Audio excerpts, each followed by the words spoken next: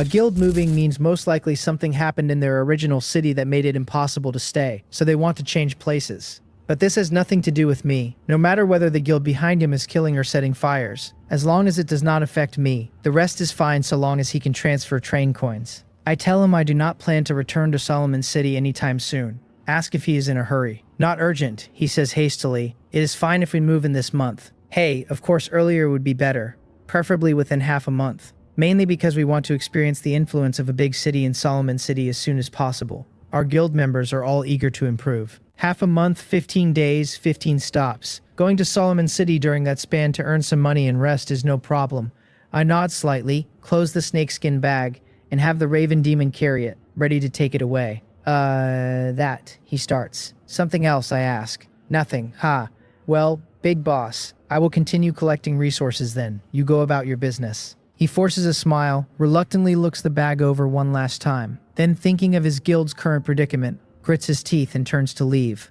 He is quite generous. Space items are extremely precious in this world. Even Zhao Lin has not obtained one to this day. Most train captains build more carriages to store things, but that makes the train cumbersome. And in the wilderness, even if wild monsters are slower than the train and cannot catch the front carriages, they can grab the rear ones and enter. So 12 carriages is about right. Any more is largely pointless. A bit ugly, but still alright, I think, examining the bag. 1,000 kilograms is not actually that much. I will sublimate it when I get back. I recall the demon raven, who is still eating, and look at the raven now perched on my shoulder, reaching out to stroke its increasingly soft feathers. How come you seem to have grown quite a bit bigger than before, I ask. The demon raven tilts its head and tries to rub against my face affectionately with its beak, but I block it with my hand in disgust, telling it to go on, that it just ate raw meat and wants to rub against me. The blood has not even dropped yet. Go on, let us go. This stop was quite simple. There are still many goblins in the city, but with both the champion and the legion commander dead, the cowardly fellows lose all fighting spirit and flee outward. I have no interest in chasing them, since wasting train coins on them would not be worth it. The Raven Demon clears a clean space next to the train. I move a chair out and sit. After dumping the supplies from the bag into the storage unit, I begin sublimation. Stamina 140 down to 120. Viper's large capacity compressed snakeskin, level 3, becomes advanced storage snakeskin bag, level 5. Can store 3,000 kilograms of any item. The storage capacity goes from 1,000 to 3,000, and the negative effect where the bag's size visibly expanded with its contents and items inside weighed only a tenth disappears. A solid item, but still far behind my storage unit. Firstly, items placed inside have no time stop function, and all items are piled in one place, easily becoming chaotic if jostled. Finding a specific item means opening the bag and rummaging, and fragile items risk breaking from collisions. So the idea of nesting the snakeskin bag inside a special storage unit is dead on arrival. This bag is purely for carrying supplies. Not bad, hey, I tell the Raven Demon. You will have a tool to use when moving supplies from now on. I wave the snakeskin bag at the Raven Demon, who is silently gathering nearby resources, and toss it into its claws.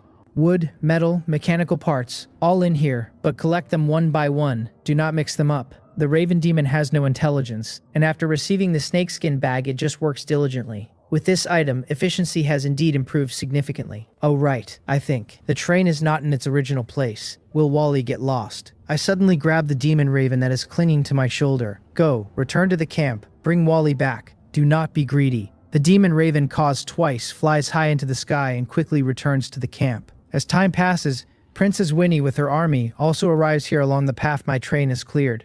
Upon seeing the two headless goblin corpses on the ground, a strange light flickers in her eyes as she looks at me, calmly eating white fruits, outside the train. So strong, she thinks. If such an adventurer could be used by me. A strange thought rises in her heart. If I could control him. Winnie has possessed the ability to bewitch people's hearts since she was a child. She is well aware of this talent of hers. As the princess of the empire, the subordinates around her have all been brainwashed and are completely under her control. She has ambitions to become the empress of the empire, but the current emperor used those magical coins to obtain treasures from some adventurers that obstruct her brainwashing. Out of necessity, she chose to take things slowly, came to this front line to defeat the goblin army and accumulate prestige. When the fortress fell and adventurers were summoned through those magical coins, she had harbored such intentions from the very beginning. That older adventurer, Qin Xiang, was clearly already influenced by her, which means her power can definitely affect these adventurers. As long as she puts in a little more effort. With this thought, Princess Winnie walks up to me and greets me with a smile. "Hello, powerful adventurer," she says. "Thank you for your help. You have done for the Empire." I stare with dead fish eyes, looking indifferently at the princess in front of me, who is somewhat old and not particularly good looking. Mental power 72. Witnessing truth and falsehood. Brainwashing. The gap in mental power is too large. This negative effect is neutralized. What does this woman want to do? Brainwashing. Not the broad encouragement from before, but a targeted brainwashing. She wants to control me. She is really seeking death. The raven demon beside me walks over carrying the snakeskin bag, and as if sensing something, it lets out a bone-chilling, shrill cry at the woman. The princess's eyes roll back, and she collapses to the ground. Is she dead? Not exactly, but in a state similar to a vegetable. She really is stupid enough to try and brainwash me, I murmur. My gaze sweeps the surroundings. The army begins to encircle me. A knight rushes over, sees the woman foaming at the mouth, her body twitching and eyes white, and immediately draws his sword and points it at me, demanding what I did to the princess. Explaining is pointless. They will not believe me, and even if they did, they would still charge. I cannot be bothered to answer and simply return to the train, leaving the raven demon one sentence. Do not get my train dirty. The door closes, and the sounds from outside are completely cut off. So hungry. I take a cup of instant noodles I bought in City of 1,000 Stars from the storage carriage, add an egg and a ham sausage, and soak it in freshly boiled water. While the noodles soak, the system identifies the weapons recovered from the two goblins. Goblin Giant Steel Knuckles, level 7, consumes stamina to release a giant fist print. Goblin Legion Commander's Cold Steel Greatsword, level 4, reduces attack frequency while increasing damage per strike. One level 7, one level 4.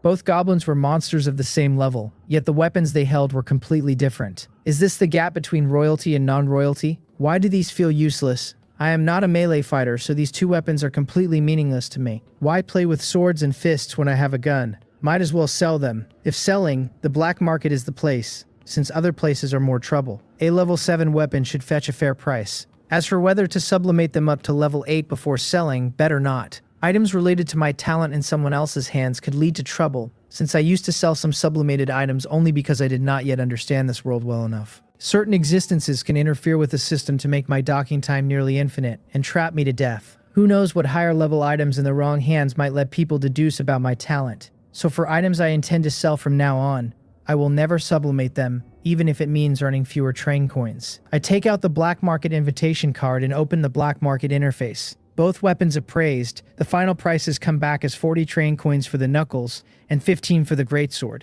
Unlike the trickster sword last time, these two do not sell immediately. I am not in a hurry. I leave them listed, treating it as a decent temporary free storage slot. With these matters settled, my instant noodles are almost ready. I eat my noodles, glance at the scene outside, and casually open a casual game to kill time. The casual game ends up killing the entire afternoon. Damn, I throw down the controller in frustration. Who came up with this tree sentinel as a beginner boss? It is already nearing nightfall outside. I open the train window. A thick smell of rust wafts in. The raven demon has returned to the outside of the train at some point. Its feathers are glossy black, its body seemingly taller than before. It is very quiet outside. Quiet to an absurd degree. The raven demon followed my request. Not a single drop of blood has touched the train. Knights, the army, goblins. Inside this fortress, not a single one of my enemies remains. All dealt with, I ask. The raven demon caws. They really deserved it. I glance disdainfully at the princess who will never wake up again. Of all things to do, you just had to try and brainwash me. This is just justifiable defense. In the silent fortress, any sound becomes exceptionally clear. The clatter of tracks moving over the ground draws my attention. Amid the Asura field-like mountain of corpses and sea of blood, Wally comes running over happily, holding a small wooden box. The pocket watch reads a few minutes past 11 at night. I open the train door and take the small wooden box from Wally, gently stroking its iron head and noticing a crack on one of its mechanical arms, and that its tracks seem more worn than before, which makes me frown. Did you run into danger? I ask. Wally nods and gestures, roughly meaning a few goblins discovered it and shot it with an arrow. As the platform level rises, Wally's survival on these maps gets harder. I have to find a way to make Wally stronger. Should I try another sublimation? But after sublimation, will Wally still be the same Wally? Will its memories be overwritten or wiped clean? After using mechanical parts and metal to repair Wally, I temporarily suppress the thought, turning my gaze instead to the small wooden box in my hand. Level 7 treasure chest. Openable. A treasure chest as expected. Then there is only one thing to do. Level 8 treasure chest, I murmur. My stamina and mental power have recovered quite a bit. Let us try it now. Sublimation. Stamina and mental power begin to drain. My first level 8 treasure chest is about to be born. Stamina, 135 down to 65, spirit 96 down to 46. The sublimation consumes 120 points. The small wooden box in my hand looks unchanged on the outside, but the appraisal confirms it. Level 8 treasure chest can be opened. I close the appraisal screen, rub my hands together excitedly, my eyes filled with anticipation. A little impatient. Open the treasure chest, I command. The wooden box opens, and brilliant light shines from within. Obtained, train coins, 16. Obtained, famous blade, Moonveil, level 8. Obtained, blueprint, annihilation drone. Obtained, mind cube, 1. Obtained, mechanical structure reinforcement core, 1. Beyond the train coins, 4 rewards in the chest. I appraise the first. Famous blade, Moonveil, level 8. Transient moonlight consumes spirit to unleash moonlight sword key. A light and heavy attack in both horizontal and vertical directions.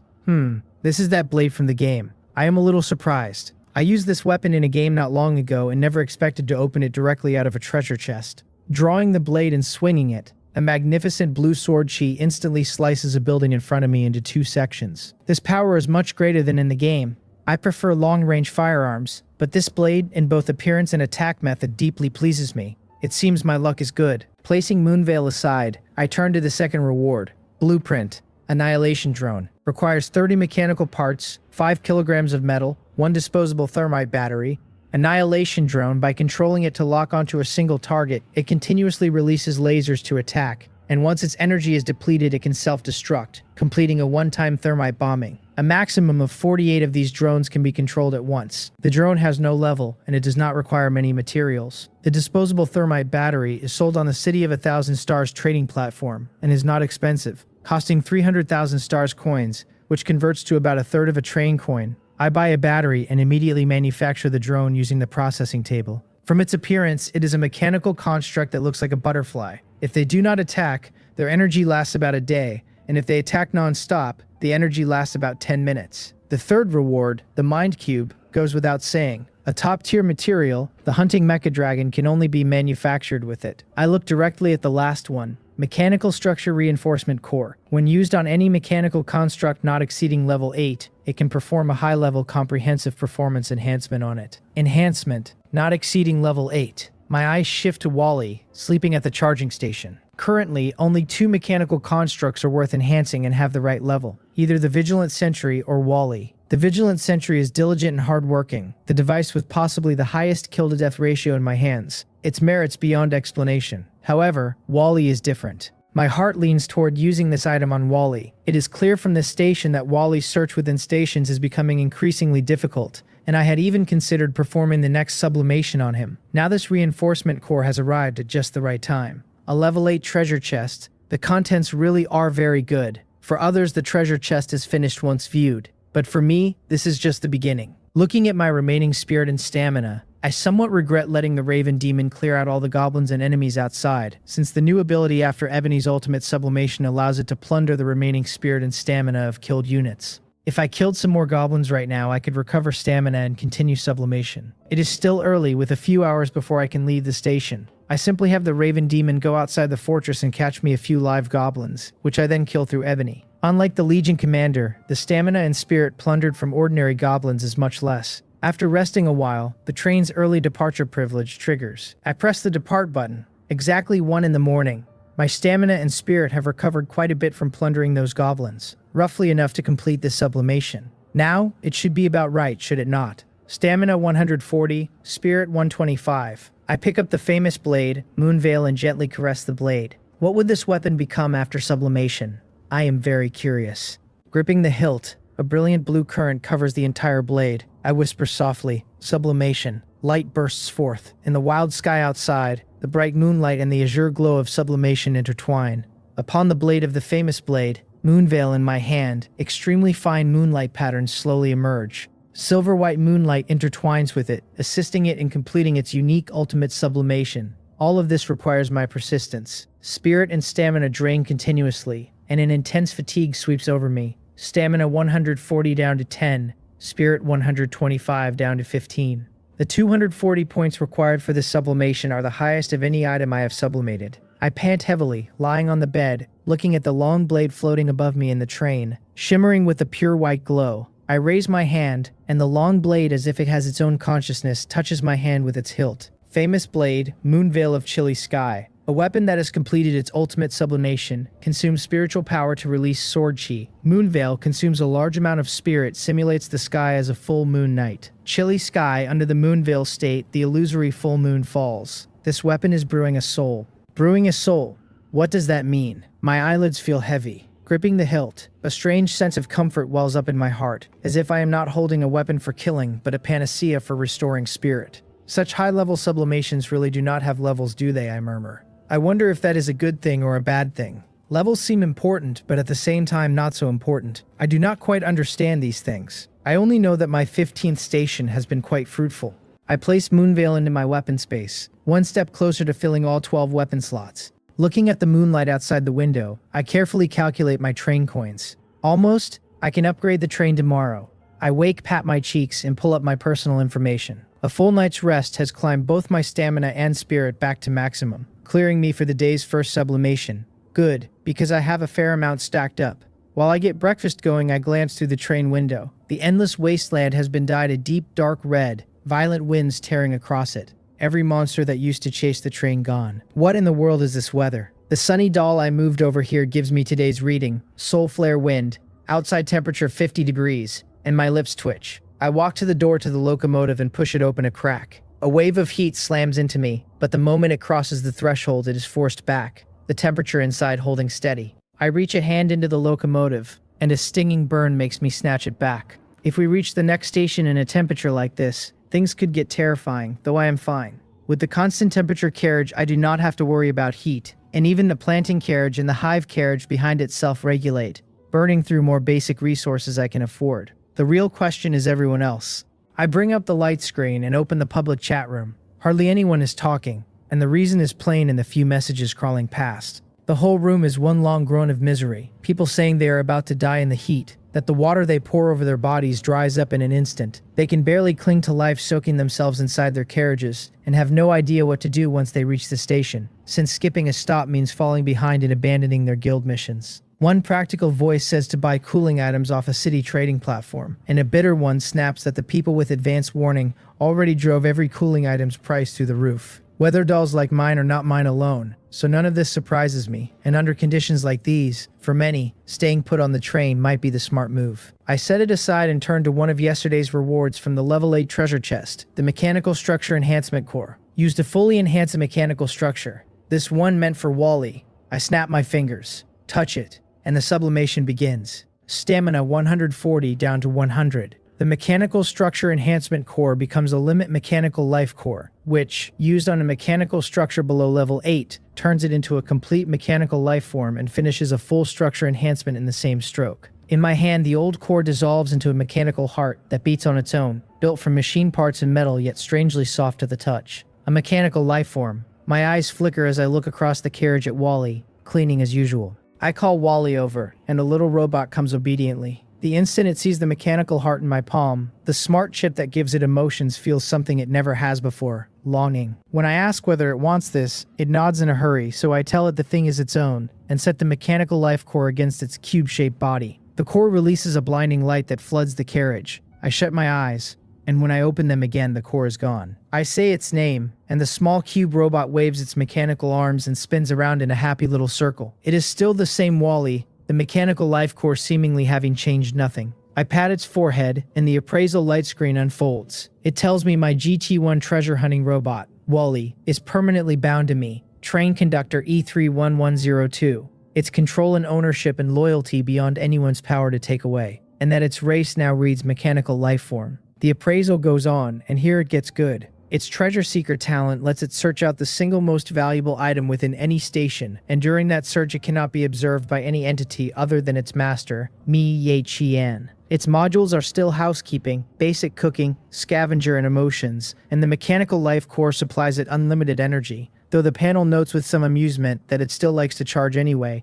its listed hobbies being praised from its master in charging. I tell the little guy it did a good job, and send it off to charge, and though it has no idea what it did well, it spins around happily all the same. This upgrade is a real success. The single train coin each in-station treasure hunt used to cost is gone, and Wally never needs its daily charge again. So no matter how dangerous a station gets, Even if I hole up on the train, the moment I send Wally out, it comes back safe with something in hand, unseen by anyone. This mechanical life core is flat out a divine item, and if I ever found a second one and used it on a vigilant sentry, I cannot imagine how strong that would turn out, so I am not allowed to miss one again. The only shame is that it works only on mechanical structures below level 8, and the hunting Mecha Dragon does not qualify. Otherwise, it could have solved the Mecha Dragon's energy problem outright. Watching the little guy, I find myself smiling, because compared to humans, ones like this are a lot more likable. One sublimation down, and the day is far from over. I have not forgotten the other thing on my list, the train itself, which I am taking from level 6 up to level 7. I have 132 train coins on hand, plus the 5 from the Dragon Card treasure, 137 all told, enough for every upgrade option.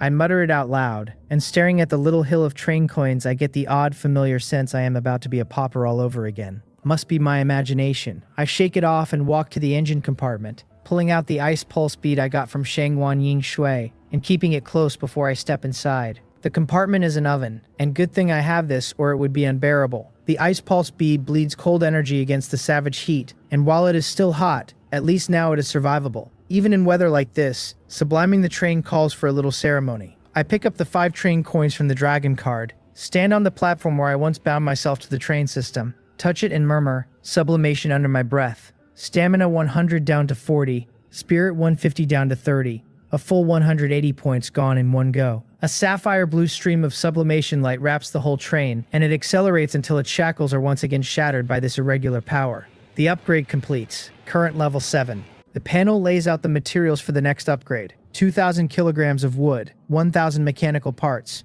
1,550 kilograms of metal, 40 kilograms of glass, 500 electronic components, 40 kilograms of gold, 40 kilograms of mithril, and 1 secret golden lightstone. That last one is a brand new special material I have never had to gather before. After the upgrade, my top speed climbs to 140 kilometers per hour. The frame and chassis and wheels and processing table all enhanced to match. But none of that is what matters. The upgrade options are what matters. I do not rush to look, but run back to the climate-controlled carriage first and wash my face to clear my head. Then I open the 4 upgrade options on the light screen. A high-energy electric furnace for 20 train coins, a train module called Storage Matrix for 30, a train captain advanced module called Self-Purification for 60, and a train space expansion for 130 total for the full set. It is so expensive that I drag a hand down my face and wonder aloud whether other level 7 train captains can really scrape together this many. If anybody told me these options do not scan your train coin balance before pricing themselves, not even a dog would believe it. After buying everything, I will be left with single digits, so I knew it. Broke again. If I pass these up, I may never get another shot, so I have to buy. Besides, once the 2 weapons I listed on the black market trade, another batch of coins comes rolling in. I work through the 4 options in order. The high-energy electric furnace takes in basic resources and converts them into high-energy electricity, and once placed it can remotely power every electricity-hungry item on the train, regardless of distance. A superior replacement for generators. With more and more of my gear needing power, hauling a generator in every carriage was turning into dead weight. So with this, I only have to set 1 down,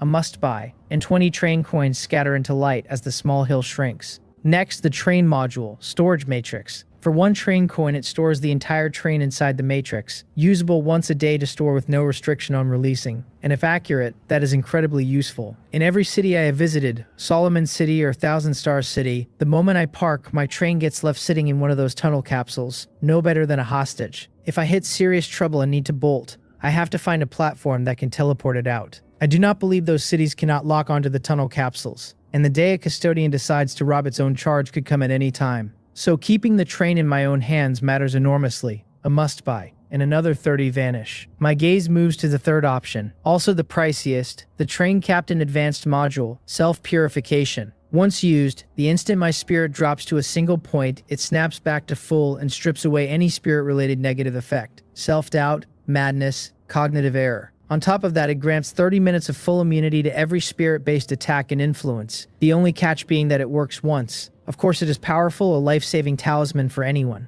The chat room is full of people who have already hit critical lows in spirit, and that suffering lingers even after they recover above the line. So for most, the module is vital, but my spirit recovers at a bizarre speed, and even at rock bottom, I never tip into those negative states. So is this thing actually useful to me? I press purchase anyway, since you can never have too many ways to save your own life. And besides, I have a combo in mind. I drop my own spirit to the floor through sublimation, use the Book of Reality and Illusion to drag everyone in range down with me, trigger self-purification to recover myself, then drop it all again. 2 spirit reductions back to back, and even those high-level train captains might not weather it. Another fat pile of coins disappears, and only the last option is left. Train space expansion is exactly what it sounds like, the outer shape unchanged while the inside opens up. I still remember Shea's enormous church carriage, and look forward to owning something that grand myself, so I buy it. And the once hill-sized pile of train coins is down to its final 7. I pocket them and rub my temples. Since it is getting late, my stamina is low, and less than 3 hours remain until the next stop,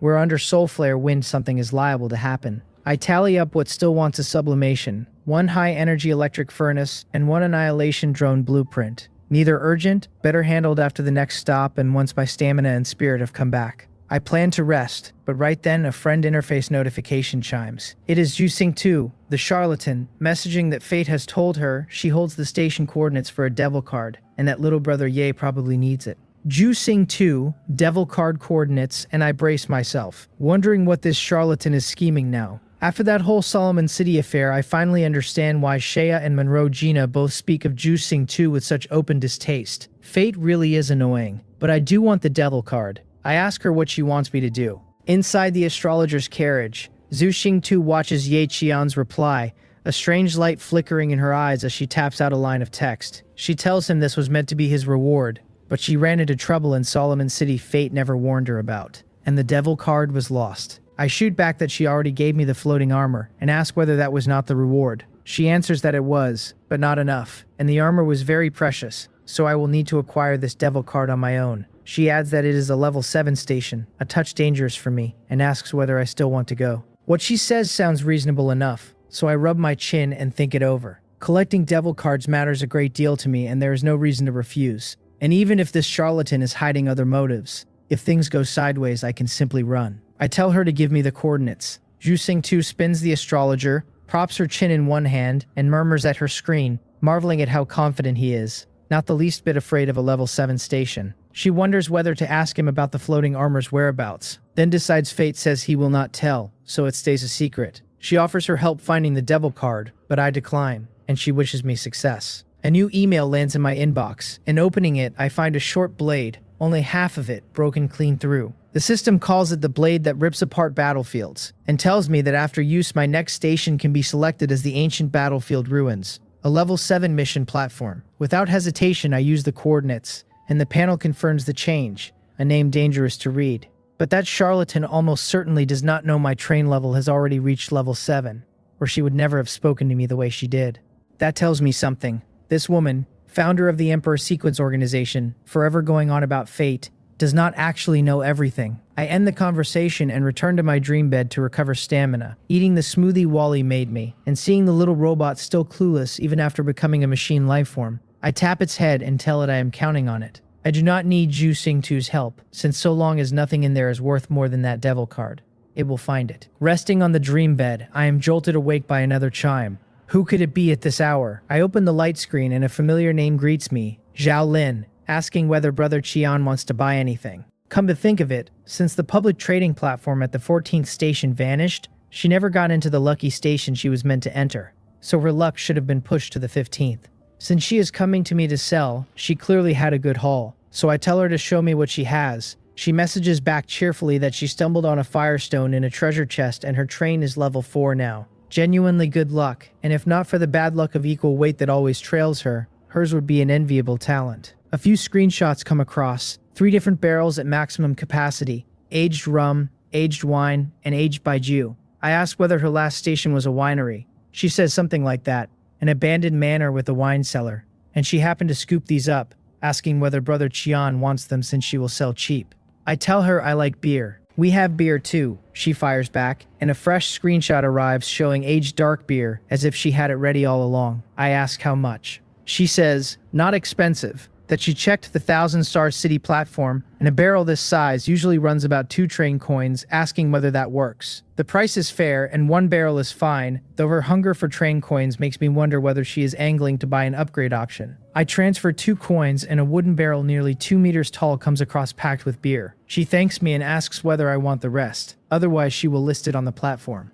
Suit yourself, I tell her. I do not pry into Zhao Lin's upgrade option, but I do remind her that her next station should be a bad luck station, so she ought to be careful and spend her coins on staying alive. She chirps yes, yes, then asks whether I have anything that cools things down, since she is nearly getting heat stroke. I tell her I do, but it is not for sale, and the conversation ends. I kill the rest of the wait playing a game, and the arrival time comes, noon. Even a chosen station does not skip the crossroads of fate, and it surfaces right on cue, asking me to pick the train's stopping point from two choices: the ancient battlefield ruin center or the edge. To find the devil card, searching outward from the center beats wandering the edge with no direction. So I choose the center. The selection completes, and the panel tells me the train is about to arrive at the 16th station, the ancient battlefield ruins, and to please stay seated and hold on. The train begins to accelerate, time sliding by fast. The familiar distortion comes, the familiar crossing over, and the familiar world outside the window shifts, except this time the change is small. Beyond the glass, it is still desolate wilderness, an orange-red sun hanging high, scorching solar winds raking the land. The panel announces arrival at the 16th station and flags it as dangerous, a warning the last two goblin stations did not bother with. So what lives in these ancient battlefield ruins? And what mission waits here? I tell Wally I am counting on it. Without burning a single train coin now, it waves its machine arm, nods with a gesture far more emotional than before, then slips through the opening in the recycling device and out of the carriage, passing into the ruins and vanishing from sight. I fix in my memory the line along which it disappeared. Wally cannot haul a devil card back by itself, since that sort of thing is usually an altar wrapped in a light screen. And without a key, I will need the blasphemy card's power to teleport straight inside. With that handled, I get ready to head out and look around myself. The ground out there is orange-red, the high temperature warping the air into a shimmer, and without the ice pulse bead it would be hard to go exploring. I rig it into a necklace, lash it snug around my neck, steel myself, walk to the train door and press the open button. A rolling wave of heat surges at me. It is not just a still, hot day out there, but heat riding on a vicious wind, and a 50-degree wind against your body brings no relief. Only deeper misery. A faint humming sounds in my ears as the wandering star sacred mark throws up a protective barrier, and those scorching winds get stopped 3 meters off. The temperature drops sharply, and with the ice pulse bead's effect, I can walk out here with some peace of mind. That is better, I breathe. So where's the mission? From past experience, a mission platform's mission is never set too far from the train. I scan around and spot only a single white skeleton nearby. So is it this? I walk over, pull Moonveil from my armament space, and prod the skeleton with the blade's tip. It crumbles to powder, and the powder seems to carry a will of its own, lunging for my face, only to be turned aside by the wandering star sacred mark. Where it stood now lies a broken blade, the twin of the half-broken short blade Jusing 2 gave me. I take the short blade out of my backpack, summon the Raven Demon, and have it touch the broken blade. Nothing strange happens. The Raven Demon simply picks it up and brings it back to me. So hot, I mutter, cooling the thing with the ice pulse bead before fitting it against the other half in my hand. And sure enough, they lock together perfectly. The moment they join, the short blade gives off a faint hum like the chirring of a cicada, and out in front of its edge a thin trail of light extends forward, a guiding direction. But I do not move on it right away and head back to the train first, since I have not forgotten a very useful function inside my carriages. The sand table comes to mind, since on arriving at the station it displayed a new map, and on it a steadily flashing point of light sits in exactly the direction the short blade pointed. So this blade means to lead me to that dangerous target, and the mission is to kill it then. Not necessarily, because if it were only that, this station would have been billed as a hunting platform, not a mission platform. Rather than memorize the sand table, I shift the illusory monitor's perspective over here so I can watch it from outside through the system's light screen. The Raven Demon clears the way ahead, I summon Roadhog, and I ride along behind, following the light point forward. The surroundings look identical to the endless wasteland, and a road this uniform makes it easy to lose all sense of time. None of that touches me though. The pocket watch that is never wrong, a prop I barely glanced at when I first got it, is earning its keep now, reading 2:10 in the afternoon, only a little over an hour, though it felt far longer. This is not even on foot, and though Roadhog has not hit full speed, it is still far quicker than walking. The illusory monitor screen shows the light point on the sand table holding perfectly still, the dangerous unit not having budged an inch, so it must be right here. At last something different from the wilderness rises ahead, a deep pit in the warped air as though something smashed down out of the sky and gouged it into the ground. I stand at the rim and look down, but I cannot see inside, a thin layer of drifting mist veiling everything. Looks like I have to go down, but first let me see what is in there. I take out the demon card, Pride, and trigger the god's eye view of its second ability, which back at the last station proved it could pierce straight through the train and show me the scene inside. So maybe it can punch through this mist too. I drive the perspective through the haze and truly see what lies below. Rotten corpses everywhere, heaped together, the remnants of their faces locked in expressions of agony. Even through the mist, the soul flare wind's influence reaches down there, the scorching wind having banked still more heat into the stone-paved ground beneath them. They stand on it as if on a heated iron plate, the leftover skin on their feet tearing with every step. The perspective slides forward, and a humanoid creature in armor, seated high above the corpses, is gasping for breath. Since rotten corpses do not breathe, it might be a person, though if so, why would it be here in the middle of a pile of the dead? The dangerous unit marked on the sand table is clearly that armored figure, and if I had charged in without the demon card Pride, I would almost surely have been swarmed by the rotten corpses.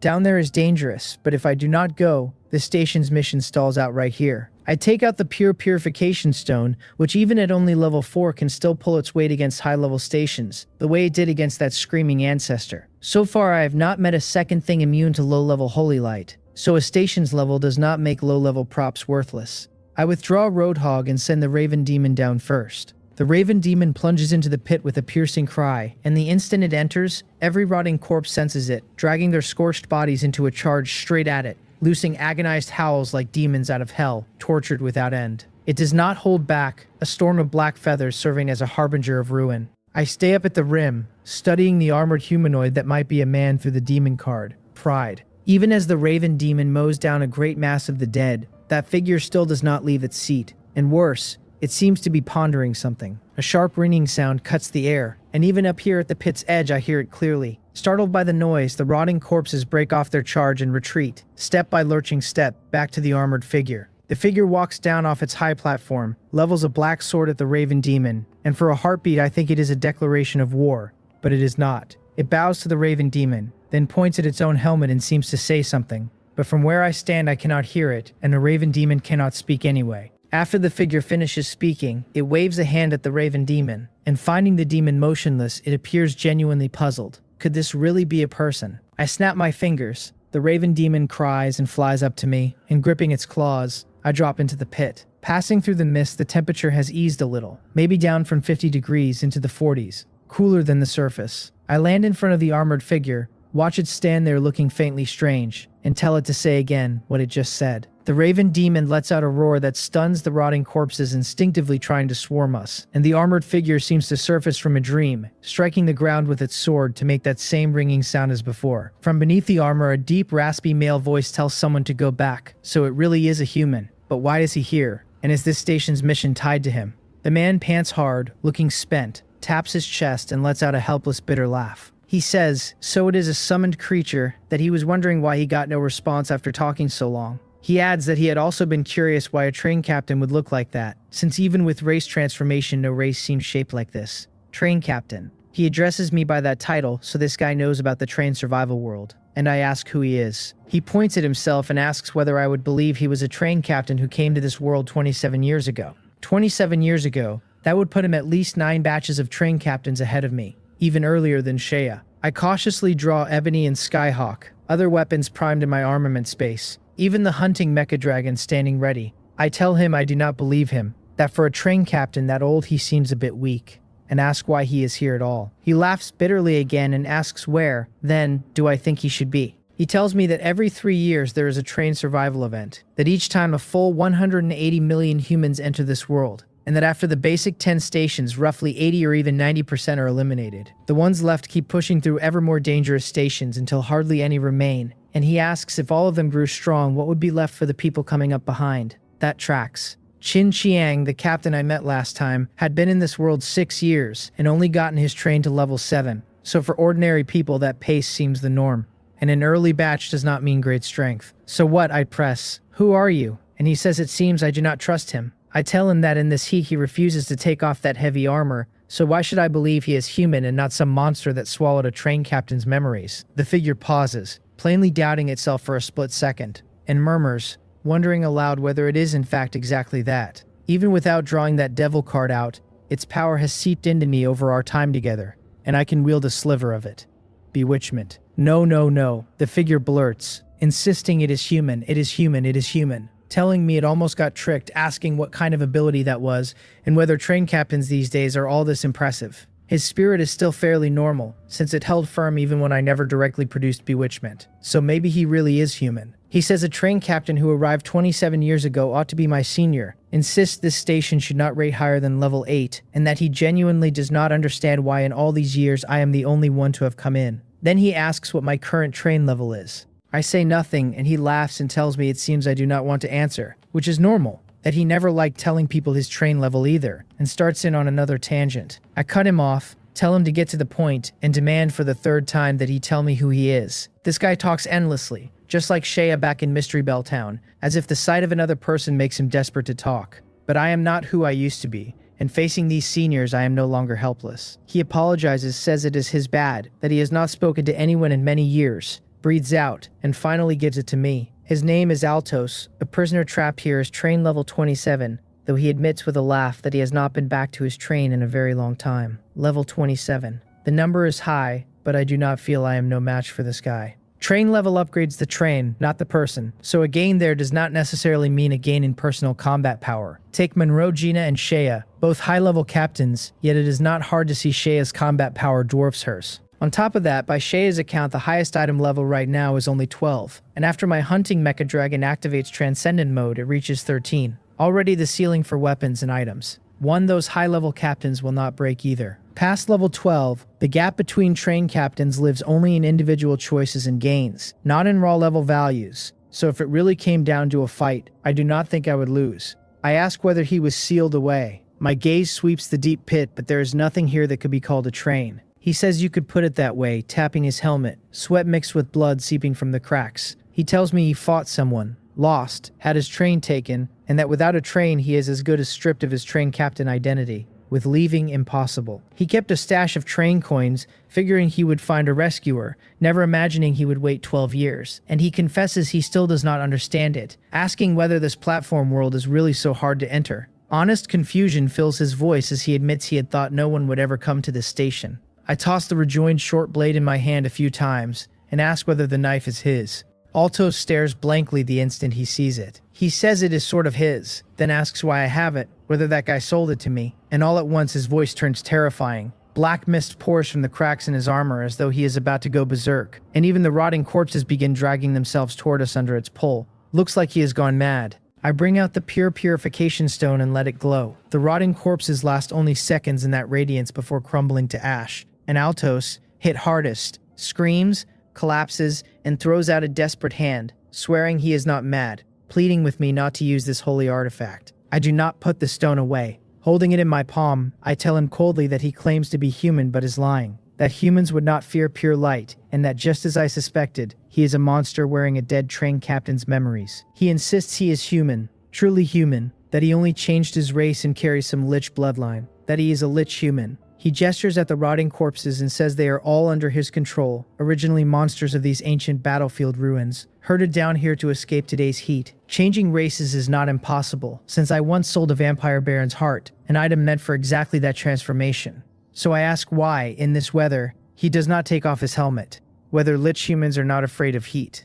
He says of course they are, but he cannot, because once he transformed into this race, the armor fused to his body. He props himself upright on his sword, barely standing, and shoots a fearful glance at the stone, admitting that back when he still had his train, this thing did not scare him much, since he carried items that nullified holy power. Then he asks, "Brother, how I really came by that short knife, whether a man truly did not sell it to me." I tell him I simply got the platform coordinates from a female charlatan and came to take a look, and that he is overthinking it. He seizes on the word, muttering that this station actually requires coordinates to enter, that no wonder no one has come in all these years, cursing that it screwed him over, and wondering whether the platform world changed because he was left here. He covers his face, speechless, slapping his helmet over and over. I ask whether he means to leave on my train, whether that is the task he posted. My brow furrows, because if so, I am not inclined to do it. I came here for the devil card, and there is no reason to let a strange high-level train captain aboard, especially one who is not quite right in the head. He says no, that he does not like boarding other people's trains, that he only hopes I will buy him a locomotive section so he can return to the wilderness, and that this is the task he set for the platform. Of course he will not make me pay for it. He turns back to the high platform, fumbles under the seat a moment, pulls out a cloth bag, and hands it over, saying it should be enough. assuming train coins have not lost their value. The Raven Demon steps forward, takes the bag, opens it, and stirs the contents with a feather. And only when nothing happens do I take it. Inside there is nothing but train coins. He tells me there are 150, that after buying the locomotive the rest is mine, then pauses and asks whether the black market is even still around. I draw the black market invitation card from my backpack and tell him I do have one, then ask why I should help him at all. I shift the pure purification stone to my other hand and point out that I could simply walk away, that all 150 coins would be mine, that high rank or not, with no train and no resistance to holy power, he is no match for me. I curl my lip and tell him to give me a reason to be convinced, or to produce something more valuable. Altos says nothing. He understands the young man before him is not bluffing, and he regrets handing the coins over so freely. 12 years without human contact had made him too eager, and he had forgotten how few of the train conductors surviving out in the wilderness, the celestial organization aside, are truly good people. He tells me he has hidden artifacts stashed in Thousand Star City, that the moment he gets out he will give me the most precious one. Of course I am free to leave right now, he says, but that artifact is worth far more than a mere 150 train coins. The choice is mine, since with that stone he cannot beat me anyway. I ask why I should believe him, since once we leave this platform nothing stops him from withholding the item, and out in the wilderness I would never find him again. He shakes his head with a bitter smile and tells me it seems I have not been in this world long. Counting the days, he muses, there should be a new batch of train captains by now, but since I can enter this station and am this strong, I must be from at least 6 years back, or earlier still, and he marvels that I do not even know this. He raises a finger to the sky and explains that he posted a task to the train world, that it works like a transaction that must be fulfilled, where the train system will never let him go. He asks when I have ever seen the train system's trading platform make a mistake, who could tamper with a transaction, and tells me the moment he spoke those words, the deal, dressed up as a task, was already locked in. As long as I buy him a locomotive section so he can leave this world, then at Thousand Star City he will hand me the artifact he stored there, worth more than 150 train coins. This is a task, he says, and it is also a transaction. A task, a trade, and in a certain sense that is exactly what it is. Still, if this were a true trade it would not be fair to both sides, because as he himself just said, I could simply take the coins and leave, provided I can handle the man who set the task. Seeing me stay silent, Altos shakes his head, sighs, and tells me not to worry about him lying, that the train system is fair to train captains but not at all the same toward those who are not. I ask what he means. He says it means exactly what it sounds like, that the wasteland connects countless platform worlds, and in the eyes of the train system the natives of those worlds are nothing but non-player characters for train captains to adventure among.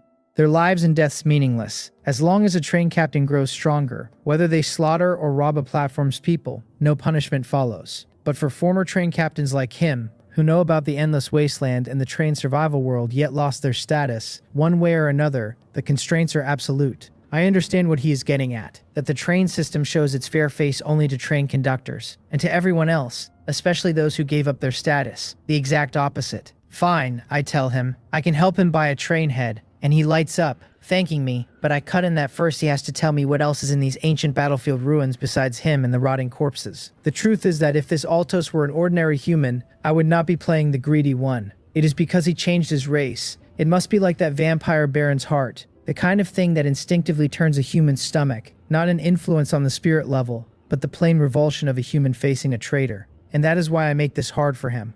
Greedy as I am, I have my own lines, and I would not treat the platform's people as disposable like Qin Sheng did at the last stop. Altos taps his helmet and thinks it over a while, then says he does not believe there is anything else, except a black forest in the southeast that he visited only once. That place is evil, he says. The moment you enter the forest, you cannot help but want to hack at something. The southeast is exactly where Wally went to explore, which makes it very likely where the devil card is kept. I ask whether in more than 10 years here he never once thought of exploring it. He shakes his head and says he did not dare, that all his items were stolen, that now he can only rely on his lich module to control these rotting corpses. But in that place, the corpses turn uncontrollable and attack him. The one time he went, he was nearly hacked to death by his own dead. Is it because of the devil card's power, or is there something else in there? I nod as if I understand, then pull up the system light screen and swipe through the black market invitation card. I search out the train head, and sure enough they are for sale, priced identically to the vehicle exchange in Solomon City. A basic head for 100 train coins. I do not buy it at once, my attention going instead to the add-on options at purchase, and the corner of my mouth lifts, because this is not bad. I type something into the light screen, and the head's price climbs from 100 to 110. Without hesitating, I aim the coins at the screen, and the 110 train coins dissolve into dark golden light and pour into it. Then, under Altos's bewildered stare, a grid-shaped warped depression opens above the black pit. Black tracks extend downward, and the most basic of train heads drops from the sky to a whistle, settling into the deep pit. I pocket the remaining coins and point at it, asking whether he is not going to take a look. Altos taps his helmet hard as though he is dreaming, his gaze flicking between the train and me, and he marvels, "Big brother, what level of train captain I could possibly be to control the train system directly, without going through a train. Is that strange?" I ask. Could he not do it before? He says definitely not, that using the train system without a train is a module only train captains above level 30 have a shot at obtaining. If he had owned one back then, he would never have been trapped after losing his train, and if not for a few modules and the fact that his changed race no longer needs to eat, he would have died in this miserable place long ago. Seeing I cannot be bothered to keep humoring him, Altos chuckles, then trots to the train door, takes a deep breath, blows out a lungful of stale air, and walks straight into it. He smiles awkwardly and tells me, "Big brother," that I have to open the door, his tone now noticeably more respectful than at the start. I move my fingers and cancel the head's packaging. The door opens and Altos squeezes in and rushes to the control system at the very front, pressing his armored palm against it and willing it to bind. Then he stops, baffled that there is no response. Outside the head, I walk to the train window, watch him, move my fingers again, and only then does the binding complete. He asks what I did, why he cannot bind it himself, why it feels as if he cannot control the train system. I take out a basin fruit, bite into it, and tell him calmly that I did nothing, only had someone from the black market lock the train. When he reaches Thousand Star City and hands over the items he promised, the lock will release on its own. He starts to protest. The pure purification stone flickers. His aura hardens for less than a second before it caves, and he murmurs that I really am cautious. I tell him the friend request has been sent, and that I will come find him there. There is no need for him to decide whether to accept, since my split-screen train control has already made the choice for him. Alto sits helplessly on the ground, looking as though he has wholly accepted his fate. He sighs that if he had carried a cautious heart like mine back then, if he had not trusted the man who used to be his friend, he might never have ended up here. At least he has his status as a train captain back. He has no train level and no equipment, but given enough time he can win all of it back. Altos leaves the station, hauling away some of the rotting corpses until the front of his train head is packed full. From him I have pulled a few useful pieces of information. First, each batch of train conductors numbers 180 million, and during the first 10 novice stations 80% wash out. Second, the train system plays favorites toward train conductors, something I glimpsed in the anger its text showed when I was nearly trapped at the slaughter station. Third, station missions amount to a transaction, and the conductor is free to refuse and instead plunder the rewards by force or other means. If that is so, what is the point of those who want train conductors to give up their posts and stay in the city? Solomon City, Thousand Stars City, they seem to be working against the train system. Forget it, I decide. It has nothing to do with me. The wandering star's sacred mark coils around me, the raven demon and the demon raven circling overhead. Altos' single train head is small, at least next to my own, so he could only carry off a dozen or so corpses, and for the rest I show a little mercy and help them find release. While I am at it, I recycle them through the processing table, since I might pull some materials out. Within 10 minutes, the Raven Demon finishes off every rotting corpse and drags them one by one to the table I summon. The recycling yields few kinds of items, just rotten meat, and one rather special material, a rotten soul at level 1, used in crafting potions. There were 172 corpses here, so I get 172 rotten souls, and better than 300 kilograms of rotten meat, the whole harvest. Humans cannot eat it, but it is perfect to toss into the breeding carriage and planting carriage as fertilizer and feed for the plants and the little eagle that has not grown up yet. That done, I turn my eyes back to the mist overhead that has been shielding us from the soul flare wind, and a bold idea strikes me. If this mist can endure so long in soul flare wind weather and lower the temperature, it might be a special material too, and if so, it should be collectible. No sooner thought than tried. I order the Raven Demon to carry the processing table up into the air, and the mist actually pulls toward it. The pit's temperature climbs as the mist thins and the scorching gale stops being blocked. Once it has vanished entirely, a resilient purple orb sits on the table, a purple heart mist orb at level 3, able to resist a small amount of the bellicose state caused by war's influence. Hard to say when this will ever come in handy, low level and purely functional, but I drop it into my backpack, grab the Raven Demon, and ride back to the top of the pit. I summon Roadhog and head southeast, exactly the way I came. The soul flare wind grows steadily worse, and even with the ice pulse beat at full power, All it can do is keep my body within a normal person's temperature. It takes another hour or so to reach the train. I do not set off again right away, deciding first to sublime this bead, because if things keep on like this, even with the Wandering Star sacred mark blocking the Sol Flare wind, it will not hold against 50 degrees. No, it is more than 50 now, since the Sunny Doll's reading has already hit a staggering 56. So hot. Speaking of which, Xiaolin's station this time should be a bad luck station, and in weather like this she may not last. I shake my head, only silently turning her situation over without lifting a finger. I take the ice pulse bead off my neck and hold it in my palm. The icy feel a rare comfort even outside the constant temperature carriage. Taking great mouthfuls of basin fruit-shaped ice, I murmur, sublimation. Spirit 139 down to 99. 40 points spent, and the ice pulse bead leads from level 3 to level 5. Its potential apparently not yet exhausted.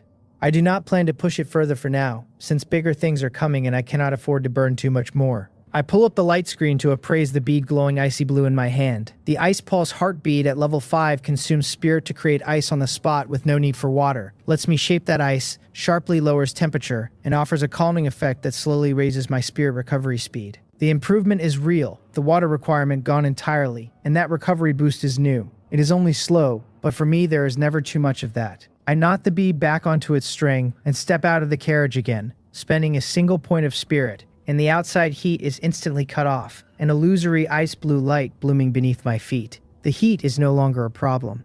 Not bad. Satisfied, I touch the bead at my neck, climb onto Roadhog, and fix the direction Wally went. I just glanced at the sand table, and no new dangerous unit coordinates have shown up.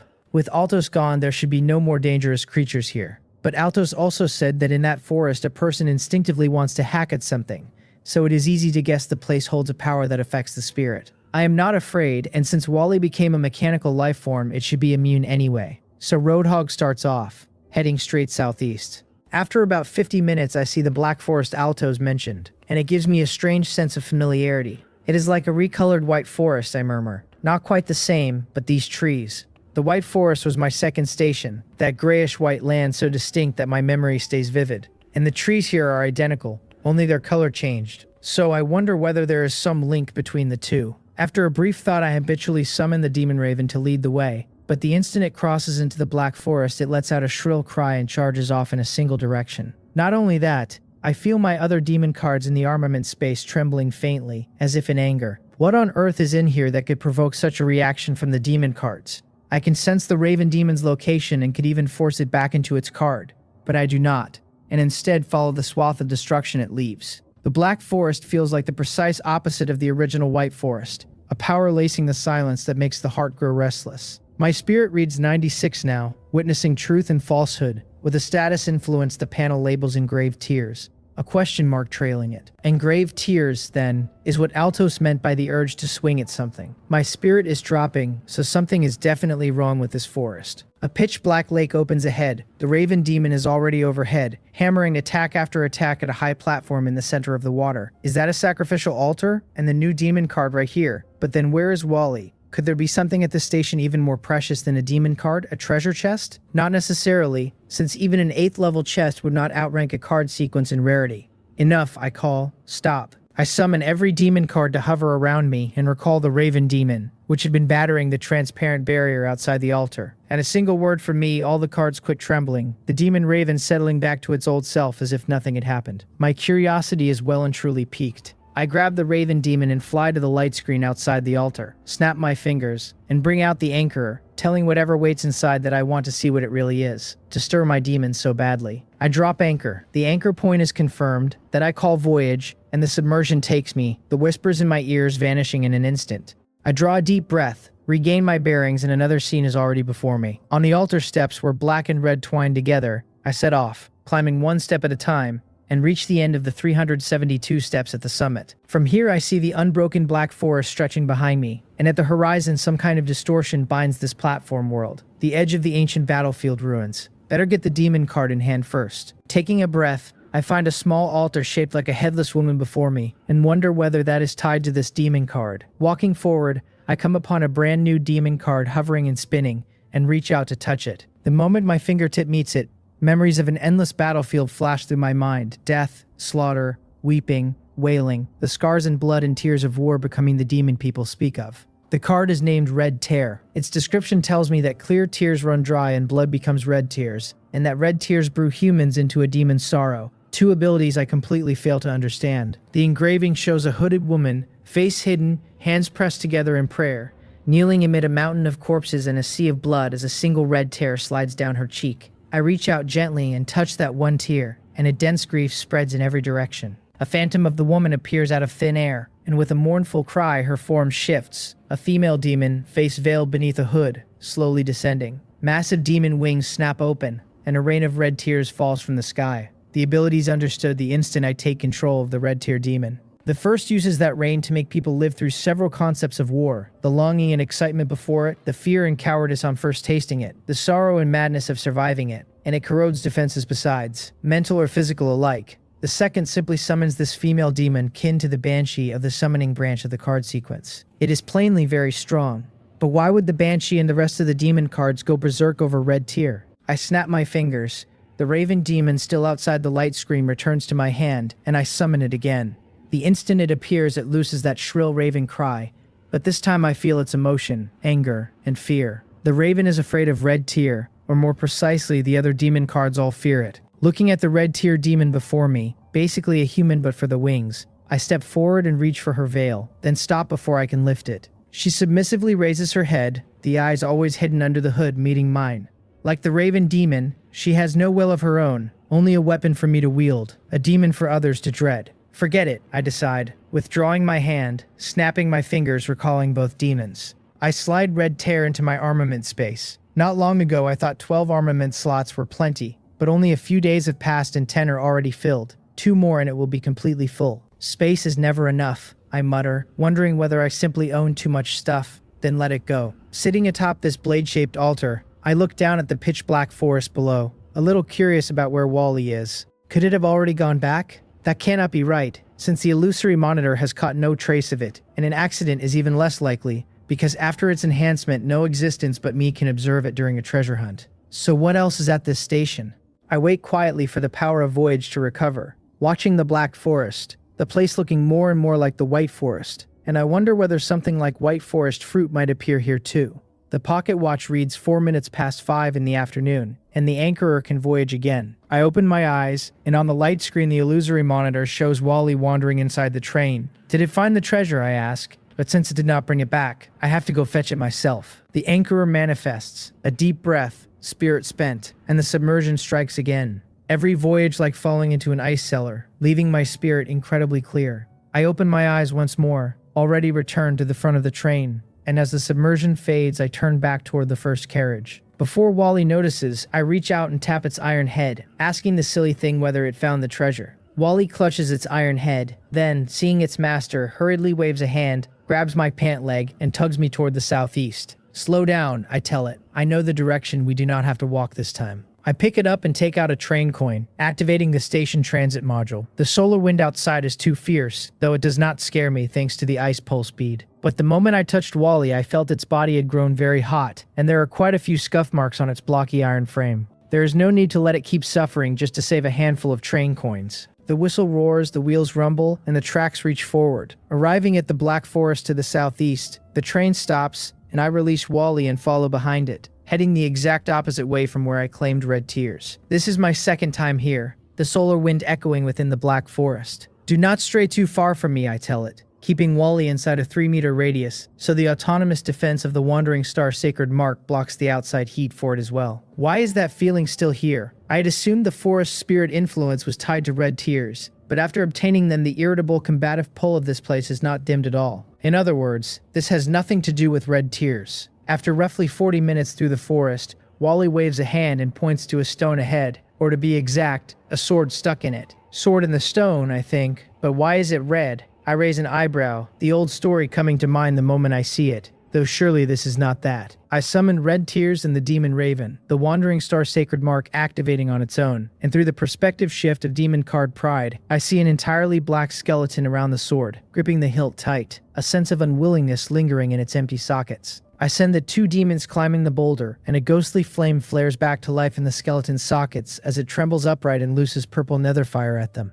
It is completely useless. Red Tears spreads the demon wings at her waist. A small fall of red raindrops snuffs the flames while corroding the skeleton's body with ease, and the Raven Demon steps in with a kick that turns it to bone dust. The demons clear the way for me. I walk onto the boulder, take one last look at the black skull, and the Raven Demon stomps hard, grinding it to dust as well. An item that can be worth more than a devil card really makes me curious. I touch it, the system identifies it, and the light screen appears. The thing is named Tears of War, level 12, with a question mark beside the level. Its description says that when the 100-year war ended, only one person remained on the battlefield, and a young girl's tears engraved everything into this sword, that only those who understand the true meaning of war can lift it. It consumes spirit to plunge an area into a state of war frenzy that cannot stop until both sides have wholly settled a victor, and it can gather the battlefield dead souls to unleash a strike no weaker than the mightiest blow of that war. It is waiting, the panel says, for the most suitable person to pull it free. Level 12. And what do the question marks mean?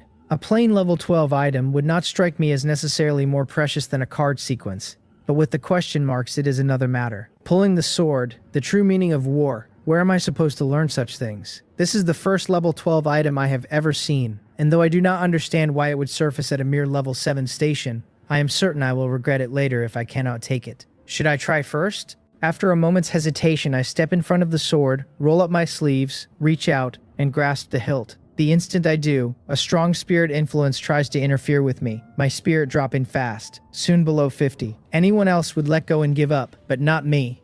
Illusory scenery replaces the surroundings, shouts of killing, severed limbs, heaps of corpses, as though I have returned to a true battlefield, though I know perfectly well it is fake. My spirit reads 41, witnessing truth and falsehood. With a negative effect, the panel marks as tear engraving and 2 question marks. The hit does not matter to me. The purple heart mist orb flows out of my backpack, mist shrouds the area, and every sensation tied to war disappears. Does rashly pulling the sword affect one's spirit? Not too bad. I quietly draw my hand back and frown at the sword, unchanged in the stone. I could have kept trying, and the only reason I brought out the orb was that I did not want my spirit dropping too low out in the open. I cannot pull it out, so how about smashing the stone? I have the Raven Demon try, but it does not work. The boulder also under the sword's power, no easier to destroy than the blade is to draw. In the end, whatever this chaotic true meaning of war is, everyone thinks differently about such a thing. So what could ever be absolute? Then something clicks. My gaze shifts to the Red Tear Demon standing silently to the side. Is the devil card Red Tears not tied to war itself? If anyone here understands war best, none could call themselves first while Red Tears stood second. So who else could draw this sword but her? Fan Hugh, who holds the war card sequence, that chain smoker, is not here. I steer the Red Tear Demon to the sword. A fair palm closes on the hilt, and with the gentlest pressure the tears of war slide free, the once indestructible boulder bursting instantly to powder. It is that simple. Amid the lime the boulder has become, the demon raven flaps its wings, purifying the air, and the Red Tear Demon stands holding the manifestation of war, still in the pose of the pull, red radiance pouring off the blade. In the sky, even under this solar windstorm, nothing can hold it back, and a torrential red rain shrouds the whole of the ancient battlefield ruins. The Red Tear Demon walks silently before me and presents the sword to her master. It actually worked, and the name has changed too. Manifestation of War become the Tear Engraving Sword, level 13. Level 13, the same as the hunting mecha dragon that has activated Transcendent mode. No wonder this thing was judged more precious than a devil card. So that is why. The Tear Engraving Sword has found its true master and creator, and so it has unsealed its true form. In the hands of the maiden whose eyes hold red tears, it can release its full power, spending spirit to manifest once more every attack from the ancient battlefield. There is no question who that maiden is. My gaze slides between the sword and the Red Tear Demon, and I remember that in the phantom battlefield I saw while trying to draw the blade, a weeping maiden stood there too. A woman who had shed every tear she had and went on weeping anyway. That maiden is the Red Tear Demon beside me now.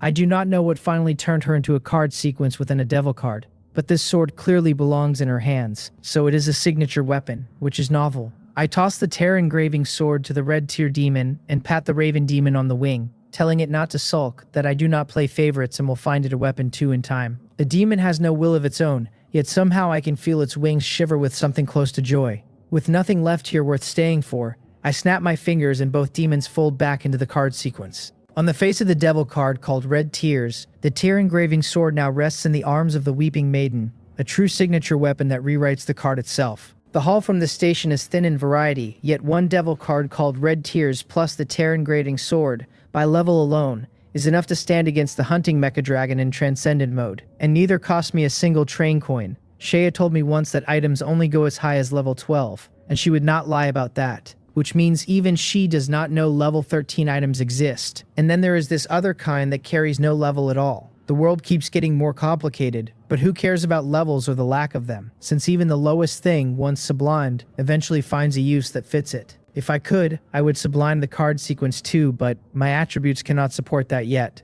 And the day they can, I will try it. The solar wind worsens. Without treasure to hunt, Wally turns timid again and trots close on my heels as we retrace our way. A train roars in the distance. My driving window inside the station has not closed, and I have no intention of wasting it, so the tracks unspool and my train comes to collect me. The carriage door opens onto black forest trees showing the first faint signs of catching fire, and I toss Wally aboard before walking straight to the sunny doll. 70 degrees, and when did it climb that high? The ice pulse bead and the wandering star sacred mark had kept me from watching the outside temperature too closely, but now I cannot afford to ignore it. The planting carriage and the breeding carriage can hold their own temperature, yet whether they can survive what is coming is another question. Counting the 3 hours my privileges grant me, I still have to stay docked another 3 before I can leave. And even leaving would not buy much, since the weather here runs in lockstep with the wilderness. Stepping off the station does not mean escaping the heat. A little troublesome, though this should hold. I lift the ice pulse bead off my neck, and after its sublimation its range has grown well past what it used to be, while my spirit has already crawled back to 55,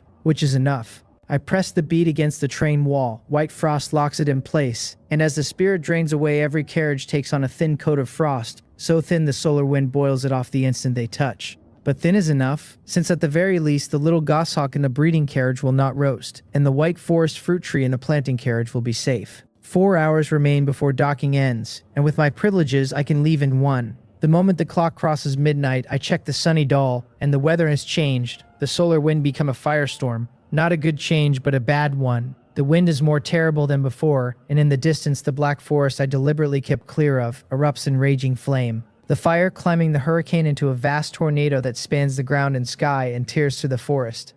Lucky for me it is not coming this way, but my expression does not lift, because nothing about this is comforting. I pull up the light screen and look at Zhao Lin's avatar on the friends list, which has not gone gray, and after a moment I send her a message asking if she is still alive. She does not answer at once.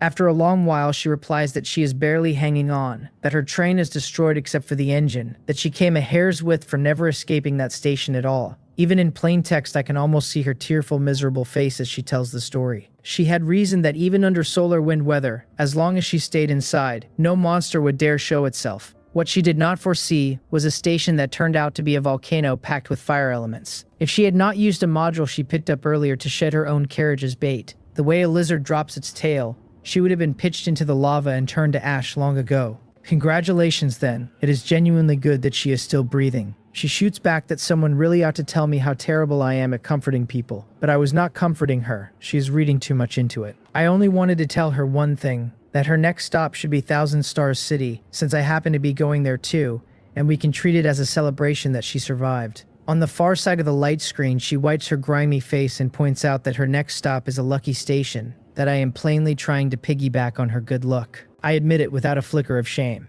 At the next stop I have to collect what Altos owes me, but for a lich who is not even human, believing half of what he says feels generous. Running into Zhao Lin while she is riding a lucky station state is not an everyday gift, and letting it slip past would be a disservice to myself. She complains that I could at least lie to her, that if I said no she might believe it. Fine then, no. Is she coming or not? Looking at the message, Zhao Lin rubs her forehead and surveys her pitiful train. She does not have a single carriage left now, so even a lucky platform would leave her nowhere to store whatever she gathers, since she lost the blueprint for low-level carriages too, abandoned with the carriage it rode in. In a real sense, she is weaker than a novice train captain now, scrapped down to nothing but the train coins in her pocket. She had no plan for the next stop anyway, and my appearance reminds her the city might be the smartest choice. She tells me to give her until tomorrow morning for an answer. She will go. She also wants to know what an equally immense stroke of good fortune will hand her in Thousand Star City, after the near-death and ruinous loss her last stop's bad luck dealt her. Before closing the chat, I casually attach the day's weather forecast, and she balks at the fire tornadoes, asking whether the city's weather syncs with the wasteland the way the platforms do. We will know when we get there, and I have wondered the same, but the earlier batch senior conductors who raised a city must have built in precautions of some kind. Departure time arrives and triggers my authority. I watch through the window as the black forest is swallowed by flame, then pass through the void from the platform back into the wasteland. By rights, the endless wilderness should be drowned in night, but instead both sides of the train are lined with countless fire tornadoes standing and crawling across the land. An apocalyptic vista that is the true face of this world. Yet thanks to something the train system seems to have done, the chat room is saying that aside from a few unlucky souls, almost no one in the wasteland was caught and killed. That eases me a little. Even so, I summon the Raven Demon and the Red Tear Demon and post them at the train's front and rear, with Wally watching both flanks from inside, so nothing can slip up on me unnoticed. As for what I intend to do now, that is something very important. Rest. Lying in bed, I tally my final gains from the station. The largest by far are the Red Tears and the Tear Engraving Sword, after which come the 40 train coins and Altos's promise. In a single station, with no treasure chest opened and expenses deducted, my train coins have climbed back to 44. Speaking of which, have those two weapons in the black market not sold yet? I remember how the level 6 Trickster Sword went the instant it was listed. The level 4 blade is one thing, but a level 7 weapon sitting there with no buyer is strange enough to chase the sleep right out of me. I take out the black market invitation card, swipe it across the light screen, and the interface opens, where I find the back-end customer service and ask. The reply comes quickly, explaining that the Trickster Sword is a level 6 spirit-type armament, whose power to drain an opponent's spirit makes it very popular here. So I ask about its drawback, whether that negative effect is popular too. The answer is that buyers sidestep the penalty of lowering their own spirit ceiling by purchasing native slaves who have been given prefrontal lobotomies and having those slaves wield the weapon instead. Natives, slaves. For a great many people, it seems, the inhabitants of these station worlds do not count as human at all. I tell the service I have no further questions and end the chat, then shake my head and click my tongue without meaning to. I thought I was cold-blooded enough, yet it never once crossed my mind to dodge the drawback that way. And there really is no end of talented people among the train captains. Even so, given the choice again, I would still sell the Trickster Sword. Buying a lobotomized slave to route around the risk is more than a little revolting. Drowsiness rolls over me, and I let my eyes close and sink into easy dreams. On the astrologer's platform, Zhu Xingtu studies the astrolabe before her with a puzzled look. He actually managed to claim that devil card, she murmurs, when he plainly did not have the key, a key she could not even locate herself. So how on earth did he pull it off?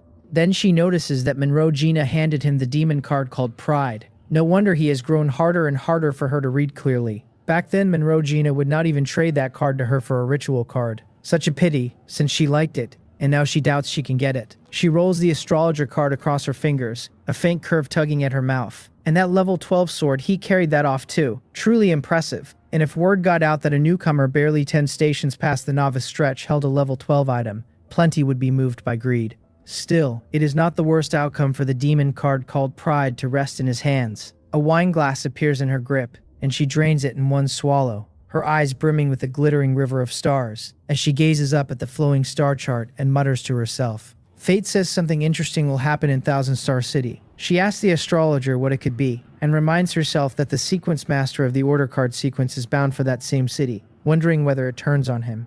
Then she straightens sharply, the starlight in her eyes guttering out and giving way to a fierce excitement. Fate says the one blessed by luck has come into an unexpected reward. So has another person with a luck-type talent surfaced. She licks her lips like a greedy cat and asks the astrologer whether she can find this lucky one and borrow her talent the way she has before, since it has been so long since she last tasted the feeling of luck. No one answers as it should be.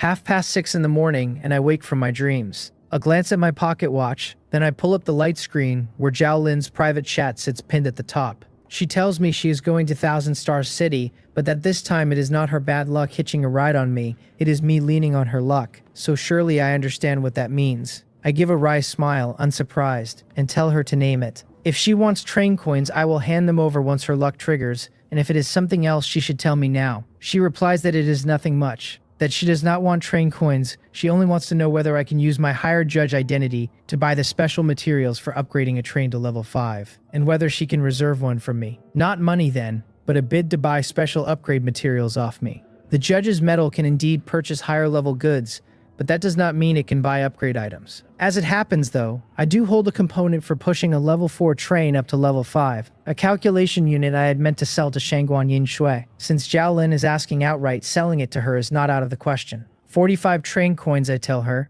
and if she can produce them, I will hand it over right now. The Firestone went for 30 train coins, so the calculation unit cannot reasonably go for less. She begs off, saying there is no hurry, that in a few more stops will do, since she does not have that much on hand yet and still needs to buy a few carriages. Simply knowing she can buy it from me is enough, she says, and asks me to hold it as a sort of lucky reward. Fine, the thing was in no rush to sell anyway. Among the train captains in my batch and block, apart from Zhao Lin, the only ones with the means to buy it are Shangguan Yingshui, and at the outside Li Xiaosheng, who has not surfaced in the chat room in a long while. With her talent, scraping together 45 train coins will not take Zhao Lin long. I end the conversation and get ready to wash up and eat, then notice Wally fiddling with a heap of black objects, the trash it scooped from the forest at the last stop while I was claiming the red tears. Something in the pile looks oddly familiar, so I walk over, lean down, touch it, and a tree seed surfaces from the debris. The black underworld fruit tree seed is a level 3 plant that needs charred black soil, taking 10 days to break ground, 10 more to become a tree, and 10 more to mature, drinking half a kilogram of fresh water a day. Reading that, then looking at Wally, I break into a grin, scoop the little robot up, and rub its iron head hard, telling it well done, that without it I would truly have missed this. The description is almost a mirror of the white forest fruit tree seed, name and soil aside, so my hunch at the last stop was right, that the black forest shared something with the white forest I once visited. Wally does not understand why its master is so pleased, only that its master being pleased is reason enough, and the camera lenses that serve as its eyes curve into a smile. Charred black soil. A little troublesome, but it does not matter. Once I clear the 10 novice stations and reach the 2 cities of Solomon City and Thousand Star City, the trading platform sells nearly anything, and failing that, I could post a black market bounty. A touch pricier, but still attainable. I punch in the keywords in search, and the charred black soil turns out far less rare than white forest soil, an enormous pile bought easily for a single train coin. Soil set down, a hole dug, I lay the seed flat in my palm and begin sublimation, wondering whether this one will pick up a blessed entry the way the white forest tree seed did. Spirit drops from 150 to 140, a modest cost, and the seed gives off waves of an ominous aura. The result is the exact opposite of the basin fruit, a blessing soured into a curse. The cursed black underworld fruit tree seed now taking 3 days to break ground, 3 to grow, 3 to mature, and yielding 1 cursed black underworld fruit a day once it does. I do not hesitate. I set the seed in the soil pit and mist it with plant nutrient solution. And before long a black sapling pierces the dirt and shoots up, in moments becoming a wholly black tree the same height as the white forest fruit tree in the carriage.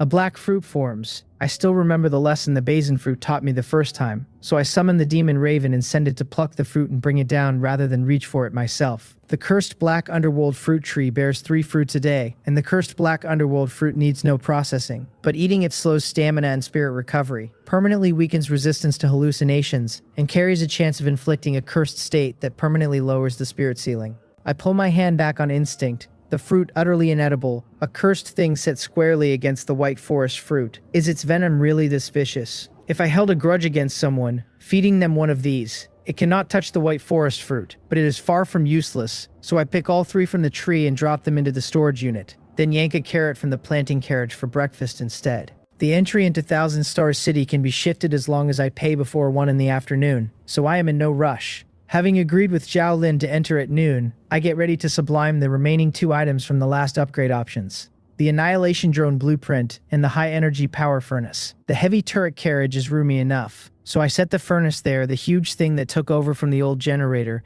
and feeds power to the whole train, and wonder what it will become.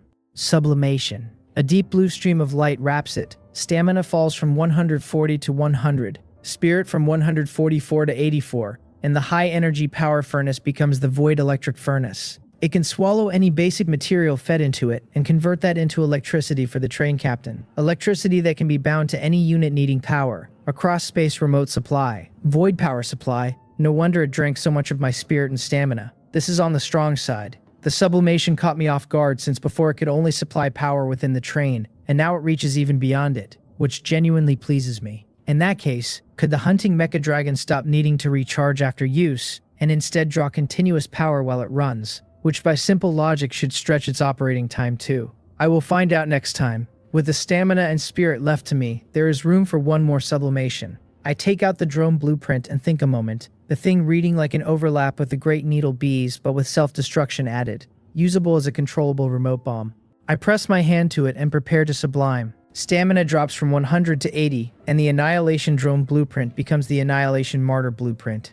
The Annihilation Martyr takes 50 machine parts, 3 kilograms of metal, and 3 disposable thermite batteries to build. It can lock onto a target electronically, and once locked it carries out 3 thermite self-destruct bombings in a row, the third triggering a chain reaction into a larger blast. It is controlled through spirit, the swarm size capped by my spirit ceiling rather than the old fixed number. The original automatic laser attack is gone, traded for that ultimate self-destruct. I buy materials for several on the trading platform and build them to take command. One drone costs only a single point of spirit, so at my current spirit I can run as many as 150 at once, each delivering 3 thermite blasts in a suicide run. That is undeniably powerful, and anyone else would be over the moon. But to me it is merely alright, because it eats spirit, and I have too many other demands on it. Running a handful as bombs now and then is fine, yet among my things it is nothing special. With every sublimation done, I return to the temperature-controlled carriage and rest while waiting for the agreed hour of noon.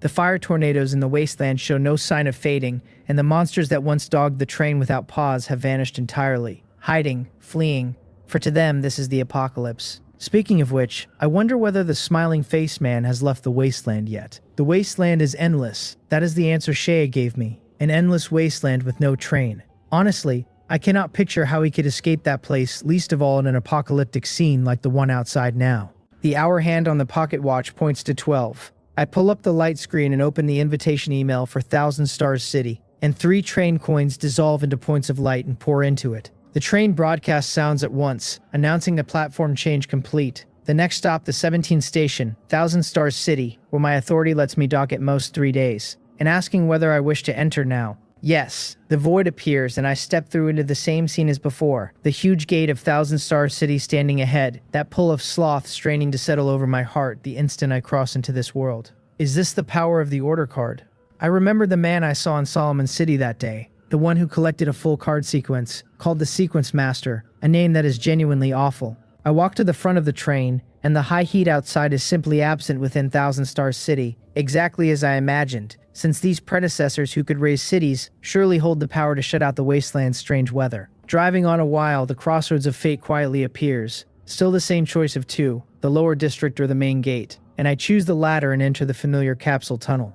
Before the guide waiting there can speak, I step off and snap my fingers, triggering the module, activating the storage matrix, and 1 train coin scatters into dark gold light and merges into the train, after which my whole train vanishes from the tunnel. The guide, the same person who received me my first time here, looks at me, then at the empty tunnel, gives a wry smile, and bows respectfully, observing that the great train captain does not seem to need their storage service. I only smile without answering and walk straight toward the exit. Left where he stands, the guide sinks into thought, and once I have fully disappeared, he crosses to a machine and types at the keyboard. Blank. There is no record of me in the station entry information at all. He shivers, as though watched by some immense power, the boundless weight of that feeling instantly snuffing out any urge to dig further. This is a powerful train captain, and he had best not provoke him. Out of the station, I head to the currency exchange, the spot Zhao Lin and I agreed on. I do not wait long before a fair hand pats my right shoulder, telling me I am at it again. I grab toward the other side, only to hear a yelp, and Zhao Lin, her arm caught, laughs at me as I turn, saying I caught her again.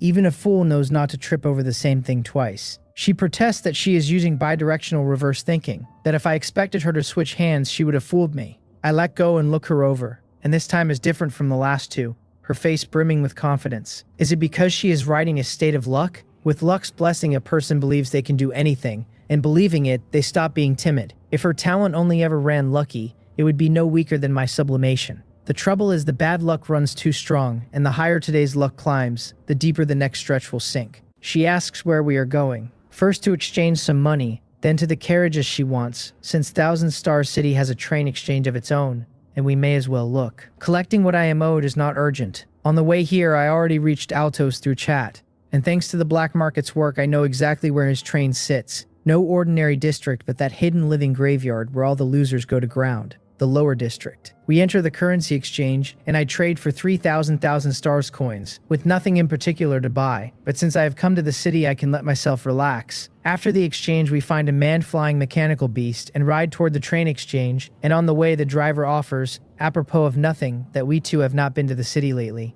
Zhao Lin blinks, nods, and asks what is wrong. The driver shakes his head and warns in a very serious tone that some big shot seems to have arrived in the city. A curfew has been put in place after 10 at night, and we must take care. because over these past few days, train captains have been going missing. The fare paid, we step off, and the train exchange in the City of 1,000 Stars is even larger than Solomon City's. The vast open ground lies packed with countless train carriages and engines.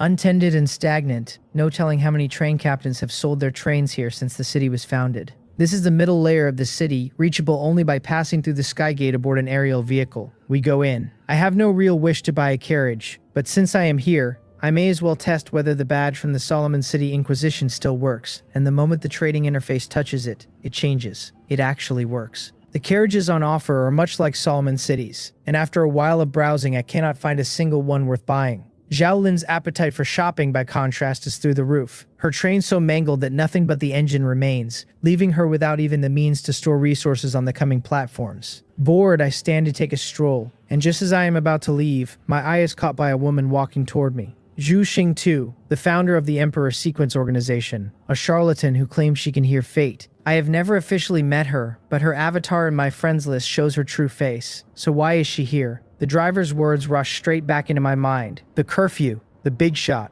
and now Zhu Xingtu arriving, and I wonder whether she has come to snatch another card sequence. She tilts her head slightly as she reaches me, seeming to think, looks me up and down, then taps a fist into her open palm, saying she thought so. What a coincidence. A pleasure to meet me, Brother Ye. This truly is our first time face to face, since before now we only ever talked through chat. So how did she recognize me? I ask whether she has me confused with someone else, and she thinks hard for a moment, then shakes her head and says she has not. She leans in close, rises onto her tiptoes and whispers into my ear in a voice meant only for the two of us. Fate tells her a devil lives inside me, and I should not forget the Harbinger, since the card sequence carries an aura of its own, which she would never mistake. So that is it.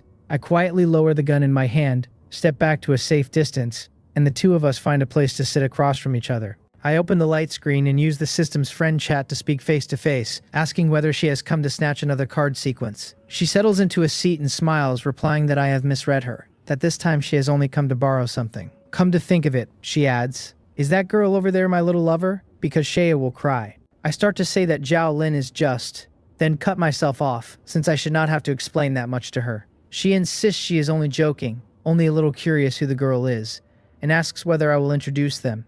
Maybe she can invite her into the organization. Watching her type that line, my eyes flood with wariness, because something is off, definitely off. Would this charlatan invite Zhao Lin into the Emperor Sequence Organization for no reason? Impossible. She has an agenda of her own. And thinking it through, although Zhu Xingtu walked toward my direction just now, her first glance had not landed on me at all, and it is not hard to read that she did not recognize my identity at the start. In other words, her target was Zhao Lin from the beginning, so what is special about Zhao Lin? Does she carry a card sequence? If she truly did, the girl would not have let her train fall into that state. She could at least have put up a fight at the bad luck platform. Then it must be her talent, the most precious thing about Zhao Lin, without question. With this charlatan's ability, at some point the fate she keeps talking about may have whispered something to her, which is why she has run here to seek her out on purpose. If it really turns on her talent, what is Zhu Xingtu after, sponging off some luck the way I am? I do not believe this charlatan is that idle.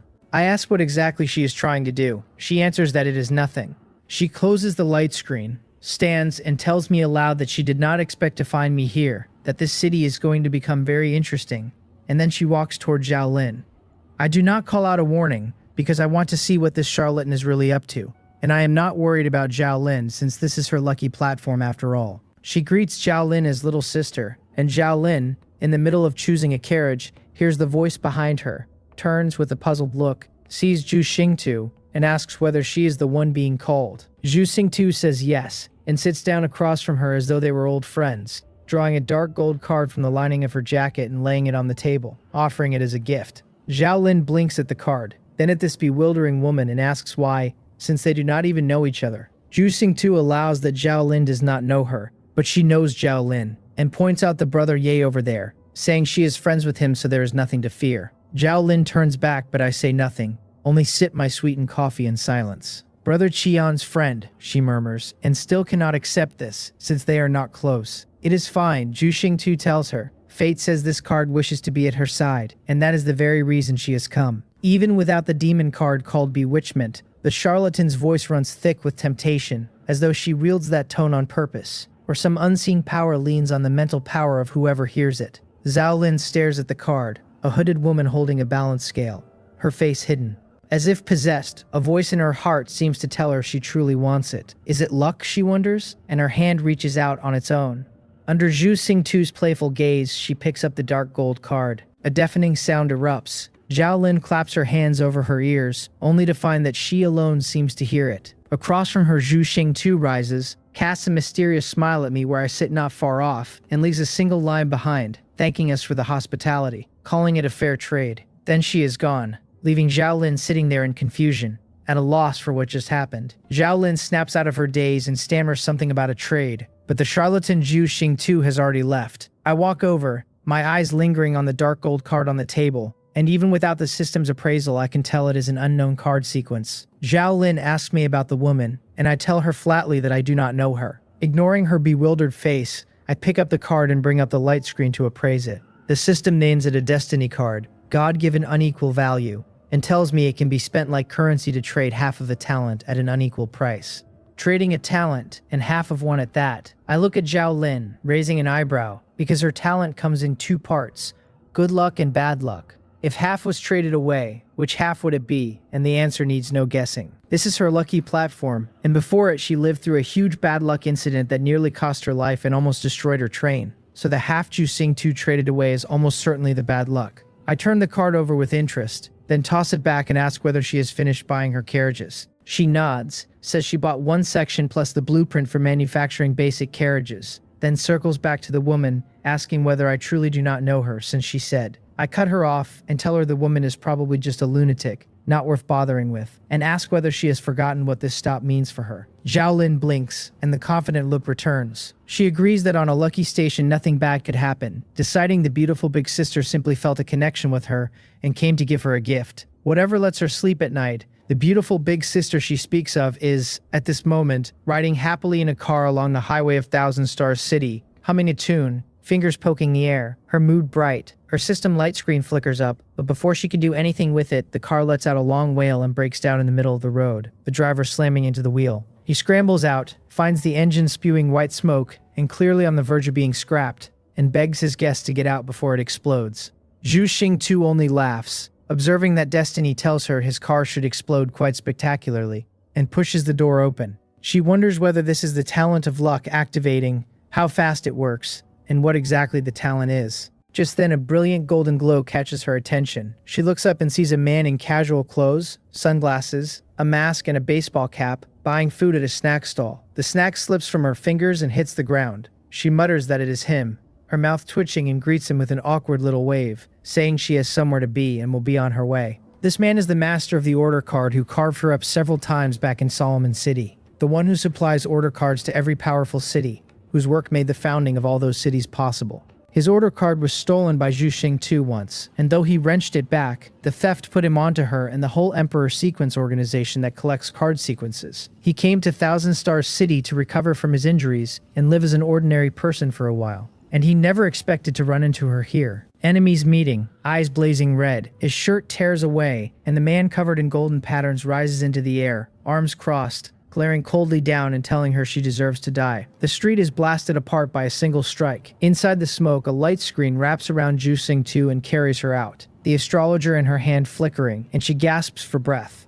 asking whether this way is safe. Barely escaping the blade, she touches a long gash on her left arm, baffled, insisting this should not be happening, that she only just traded for the girl's talent. So how could she be this unlucky, and why can she no longer hear the voice of destiny? She is certain this is the result destiny promised. So the girl's talent has to be luck. She glances up at the man, then pulls up her personal information, and below her original talent, a new line of text leaves her face full of question marks. The system tells her this is bad luck, not conserved, that it should have descended intertwined with luck but was forcibly separated by some power, and now only the bad luck remains. She has no idea what talent this is, or how she stole it since destiny said the girl carried luck. There is no time to think because the man above her finds her again and swings his blade down. For the first time since she obtained the astrologer and learned to hear destiny, she is reduced to such a state because the destiny that always whispered in her ears is now suppressed under that strange bad luck. Destiny has gone mute.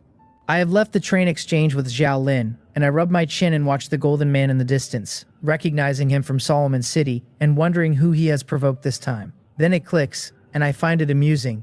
I glance back at Zhao Lin, smiling without a care, and I can guess exactly who the golden man is hunting. It really was the bad luck half. Luck turns all bad things into good things, and Ju Xing too believes in destiny, so it is not hard to read what happened, that the charlatan ran to find Zhao Lin and used that card to trade for half her talent, aiming for the luck. Stand by the river long enough and your shoes are bound to get wet, and destiny has played an enormous joke on her, turning luck into bad luck, and extremely bad luck at that. Without Zhao Si here, or Fan Hu or the one with the dragon card, she might just die of bad luck at this very stop, which would be somewhat humorous. A frantic chat notification flashes on the light screen, a name blinking without pause on my friends list. Zhu Xing 2. I consider pretending I never saw it, then decide to look, for the sake of the Harbinger. I tap the avatar and a long string of plainly anxious words comes into view. Zhu Xing 2 begs me to go to 44 Nicolo Street where her train sits, and open the device in the second carriage, promising whatever reward I deserve. The key to the church, she adds, is under the 5th flower pot at the door. There is none of her usual flippancy or charlatan air, only impatience and unease, and the influence of bad luck is clearly worse than I imagined. But why me? I type back that I remember the place being a church, that Senior Holmes Ryan should be right there nearby, and ask whether it would not be better to ask him for help. Evading her pursuer, she pounds out a single reply as fast as she can, that he is not there. Should I help? There is no particular reason not to, and if I find Zhu Xing 2 grating only because she will not stop talking about fate, that hardly rises to wanting her dead the way Monroe Gina does. On the contrary, I have profited handsomely from her, the Harbinger and Red Tears both, 2 devil cards tied to her. There is no free lunch in this world, and the bill for those newcomer benefits has come due today. With the Harbinger spinning on my palm, I stop weighing it and head for 44 Nicolo Street to that church. Zhao Lin chases after me the instant she sees me about to leave. I tell her I have something to do, that she's riding good luck and will meet no danger, so she should head back to her own train and check whether her personal information has changed. She refuses, saying she wants to follow me. She is sure I am about to do something dangerous, and that the pretty big sister from before knows me. After the woman gave her the card, she felt some burden lift, and though she does not understand it, she has decided I must have asked the big sister to help her. My expression goes a little complicated. Should I explain? Help, as if what the female charlatan wanted was not to take the bad luck off her hands, but to seize the good luck. Think it through. Had Zhao Lin entered this station already steeped in bad luck, the unequal gift card would have traded away not her bad luck, but her good luck. From then on, she would have dropped into a personal hell, every platform crawling with misfortune, and she would not have lasted long. I tell her she is overthinking it, that the woman is not a good person, then give up and let her tag along, since it will not cost much extra time.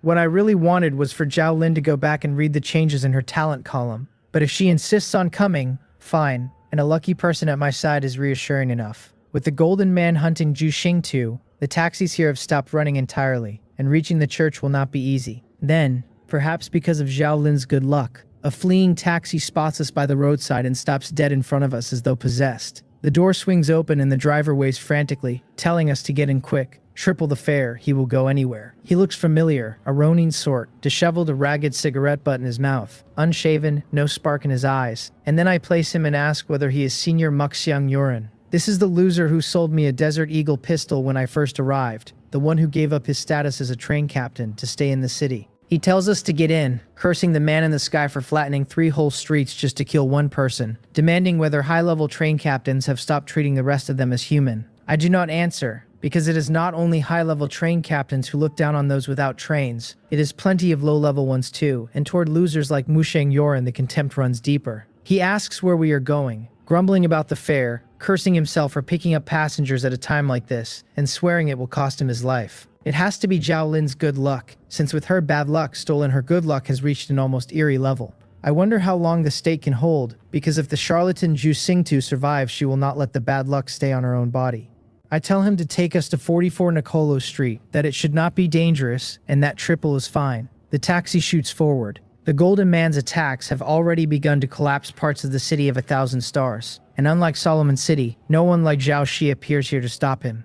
Musheng Yuran answers a question I never asked, sneering that the big shots up top have never treated the districts below as people. He asks whether I know about a place called the Lower District in this city, packed with train captains who have no jobs and no money, dumped there to fend for themselves. The area he lives in is not quite that bad, he says, but because it has gathered so much trash like him, to the inspectors and nobles it is merely a garbage dump, where they collect train coins. As long as it is not utterly destroyed, the man in the sky is free to act, since once it is rebuilt they will simply collect a fresh round of money. Counting the hidden lower district, the city has 5 levels. 44 Nicolo Street sits on the 3rd, and there is no chaos here even though the 2nd level below is being wantonly torn apart. I pay Muxiang Yuan triple the fare. Get out, find the key under the flower pot, and open the church door. A soft radiance flooding every corner. The space inside is empty, and I look around, having paid it little mind last time. This time I notice that the instant a person steps in, the atmosphere that hangs over the whole city of 1,000 stars and makes people relaxed and slothful vanishes at once.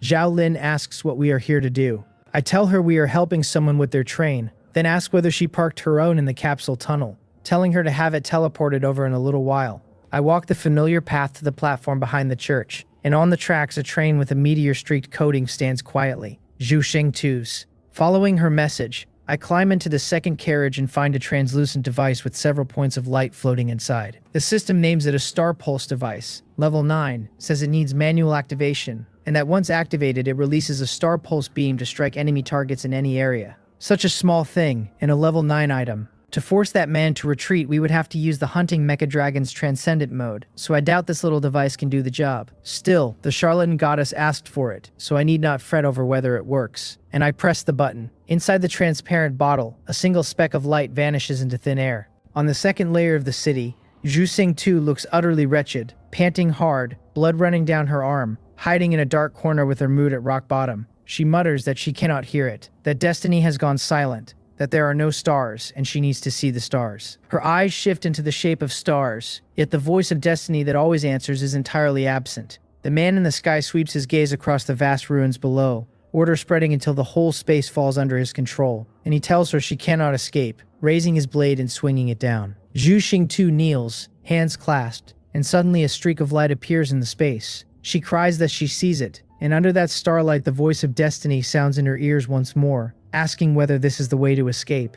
Stars flow in her eyes, the blasphemy card astrologer spinning before her, and she swears she will not die, at least not today. The astrologer succeeds. Her figure rushes in the exact opposite direction from where the meteor pulse beam appears, and she crashes into the stars, her whole being dissolving into specks of light and vanishing. The moment the astrologer succeeds, she can do anything to make the predicted outcome come true, and had the divination called for killing the man, she could have managed that too. The man cuts the pulse apart with his blade, glances at the scratch on his palm, then clutches his chest and feels a sting. The damage the hunting mecha dragon dealt there still not faded, and he curses under his breath. At 44 Nicolo Street, with my help, Zhao Lin has moved her train over. Just as she is about to step inside to check her personal information, a starlight flashes, the star pulse device bursts, and a human body falls out and crashes hard to the ground. I walk over, squat down, and ask the boss whether she wants me to find a doctor. Zhu Xingtu gives a faint smile and then faints dead away. I decide there is no need, since she probably will not die, and I summon the red tear demon to pick her up and lay her on a relatively clean patch of ground. She is in a truly terrible state, and I cannot help wondering how many times she got cut. Zhao Lin hears the commotion and runs out, stunned at the woman's miserable condition, asking whether the man in the sky was attacking the big sister. Seeing her worried face, I hesitate, thinking I really should warn her, because compared with most people in this world, the girl is fairly naive, and if she truly trusts someone like Zhu Xingtu, she will be devoured whole, not even bones left. I tell her not to look, that the woman will not die, and to come with me. I grab her hand and lead her to the door of her train, telling her to bring up her personal information and send me a screenshot. She does not understand, but she complies, and when she reaches the talent section, she stares for a few seconds before realizing why I wanted her to look. The system now reads luck not conserved, telling her that her luck will accumulate, that it should have been neutralized and alternated with bad luck, but that for some reason the bad luck was stolen by someone. Pure luck, and without the bad luck dragging it down, her talent can climb to the highest tier. She asks about her talent, about the card, about the beautiful big sister, and I cut her off and tell her not to misunderstand, that the woman was not helping her. I point at the unconscious Zhu Xingtu and tell her the charlatan came looking for her on purpose, that her aim was the talent, to seize half through that card, and that only Zhao Lin's luck made the half she traded off the bad luck. Zhao Lin is stunned, gazing in silence at the woman, then smiles bitterly and says she understands. She says nothing more, only takes out the destiny card, the heaven-bestowed unequal exchange, and stares at it, lost in thought. I do not speak again either, having said enough, since from the start all I wanted was to keep her from seeing the charlatan as a good person. That was all. In the Emperor Sequence Organization chat room, Monroe Gina drops several screenshot photos, the scene in them precisely the second layer of the city at this moment. She crows that she heard someone got chopped across several streets, laments that she was not there to land another stab, and tags Ju Sing-tu. The photos look as if pulled from surveillance cameras, and I strongly suspect Monroe Gina has been watching the whole thing from the start. Soon a second voice speaks up. Another acquaintance, Shea, scoffing that the charlatan got chopped again, deciding it serves her right since she was surely up to no good. True enough, because had Ju Sing-tu not tried to seize half of Zhao Lin's talent, she would never have been struck by the bad luck and hunted for so long. I keep lurking, saying nothing. Zhao Lin walks over and gently pats my shoulder, asking whether she may give me the card, holding out the heaven-bestowed unequal exchange. I do not take it, asking why she would hand it over, pointing out that she has surely noticed how special it is. No ordinary item, the power to forcibly take half of another's talent, likely one of a kind. She says she knows it is precious, which is exactly why she wants to trade it, and she smiles at the unconscious Ju Sing-tu. Since the charlatan chose to steal her talent, this is probably not the first time, so she will certainly try to take the card back. And at that point, Zhao Lin might not be able to hold on to it. Rather than that, she says, it is better to give it to me for some resources. And besides, she does not think she needs any talent other than luck. She does not need any other talent. The statement is not exactly wrong if her luck can hold indefinitely, but I doubt it can. Her talent has been split in half when originally luck and bad luck stood equal, reinforcing and escalating each other in a spiral. And now that only the luck remains, it will either last forever or be gradually worn down. There is another possibility too, that her luck and the stolen bad luck still keep a balance. The better her luck runs, the worse Ju Sing-tu's misfortune grows. Which of the three it will be, I cannot say. I glance at the charlatan on the ground and take the destiny card she holds out, since trading resources for a card sequence is a clear profit no matter how I turn it over. I ask what she wants in exchange. She asks for an upgrade item, something to reach level 5, and that price is nothing against the value of a card sequence, especially a destiny card that can claim another's talent. The charlatan will certainly find a way to shed the bad luck, and even if I never used the card, I could sell it for an extraordinary sum. I would rather gain a new talent, since money can be earned any time while a talent, once gone, is truly gone. Still, is that price fair? I tell her to think carefully, that the value of this card is not something an upgrade item can match, that all she wants is an item to reach level 5. Trade should be fair, because too wide a gap only breeds lingering thoughts later. Zhao Lin nods, an unusual light flickering in her eyes. She tells me sincerely that I have helped her a great deal, that all she can offer is a bit of insignificant luck, and that trading it for a special upgrade item is in her heart already a very high price. So that is how she sees it, insignificant luck. I chuckle and tell her that luck is luck, that there is nothing insignificant about it, then agree that once we leave this station I will give her the upgrade item, and that the card stays with me for now. A windfall like this, picked up practically for free, genuinely lifts my mood. Zhao Lin hums her assent, watching me in silence, her head lowering as she wonders whether it was her luck acting up that let her meet me back then. Without meeting me, she reasons, even with luck on her side she would likely have died somewhere long ago, as at that public trading station, where without my warning she would have timidly entered and tried to stop. Perhaps her greatest luck was meeting me. She says my name for no clear reason, and I look up from the chat room where I am reading messages from Altos. She thanks me. I ask what for, and she laughs it off, saying it was nothing, said on a whim, then asks what we should do next, since I surely did not come merely to rest. Of course not, I tell her. I have come to collect a debt, and then I pause, because an email interrupts me. The sender is the black market customer service, and it informs me that the goods sold. 55 train coins sit quietly inside, the 2 pieces of equipment I gathered after defeating the Goblin Hero and the Goblin Legion Commander both sold at once, which replenishes my train coin reserves nicely. I thought they would never sell. I murmur about where I was, and Zhao Lin reminds me that I came to collect a debt. I confirm it, telling her someone owes me an item worth 150 train coins. She pinches her own cheek and marvels at what could carry such value, asking whether I was tricked. I shrug and tease her, saying that is exactly why I called her along, to wish me luck that I do not get scammed. I am only joking, but Zhao Lin nods in dead earnest, clasps my right hand in both of hers, and wishes me good luck in a very solemn voice. So am I being blessed now? I do not feel anything and no special buff shows up, but it is not bad. I withdraw my hand, look away, and walk over to the charlatan, telling Zhao Lin we will set off once the woman wakes. She frets that the injuries look serious, asking whether she might die. Probably not, I tell her, then take a washed carrot from my backpack, pry open Ju Sing-tu's mouth, and stuff it in. Zhao Lin instinctively steps back and looks at me as though I were a pervert, and I ask why she is staring like that, telling her this is for healing. that she clearly knows nothing. She asks whether a carrot can heal, and I nod as if it were the most natural thing in the world, then pull out a tomato and offer her one too, saying a tomato works as well. I am not lying. The plants in the planting carriage, once watered with the sublimated plant nutrient solution, all carry healing properties and the power to speed stamina recovery, and a white forest fruit would heal even better. Zhu Xingtu still has not stirred. It is only 2 in the afternoon, so I buy a temporary grill, some fresh beef and lamb, and a few bottles of ice-cold beer from the trading platform for a snack. Zhao Lin watches with curiosity, then looks at the empty track on the nearby platform, and asks where my train is.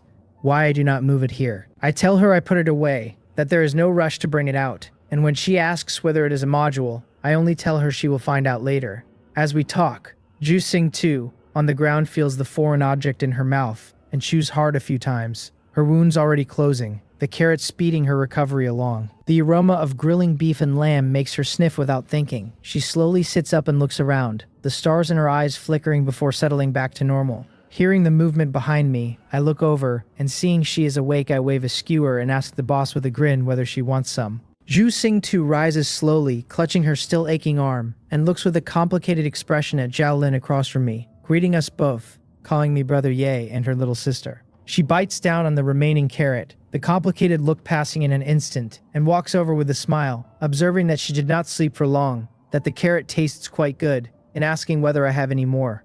All out, I tell her, and offer a skewer instead. She takes a seat beside me, as much at home as if she lived here, and begins to feast. None of the 3 of us says a word about talent, Zhao Lin keeping her head down, Zhu Xingtu smiling and quiet, and only I am truly hungry. Once she has eaten her fill, Zhu Xingtu stands and walks straight to her train, tapping her fingers in the air. A message reaches me, marveling that she really took a huge tumble, that she never thought fate would toy with her, and asking whether I know what talent the little sister has. I have no idea, I reply, asking how I could possibly know since who would tell an outsider such a thing.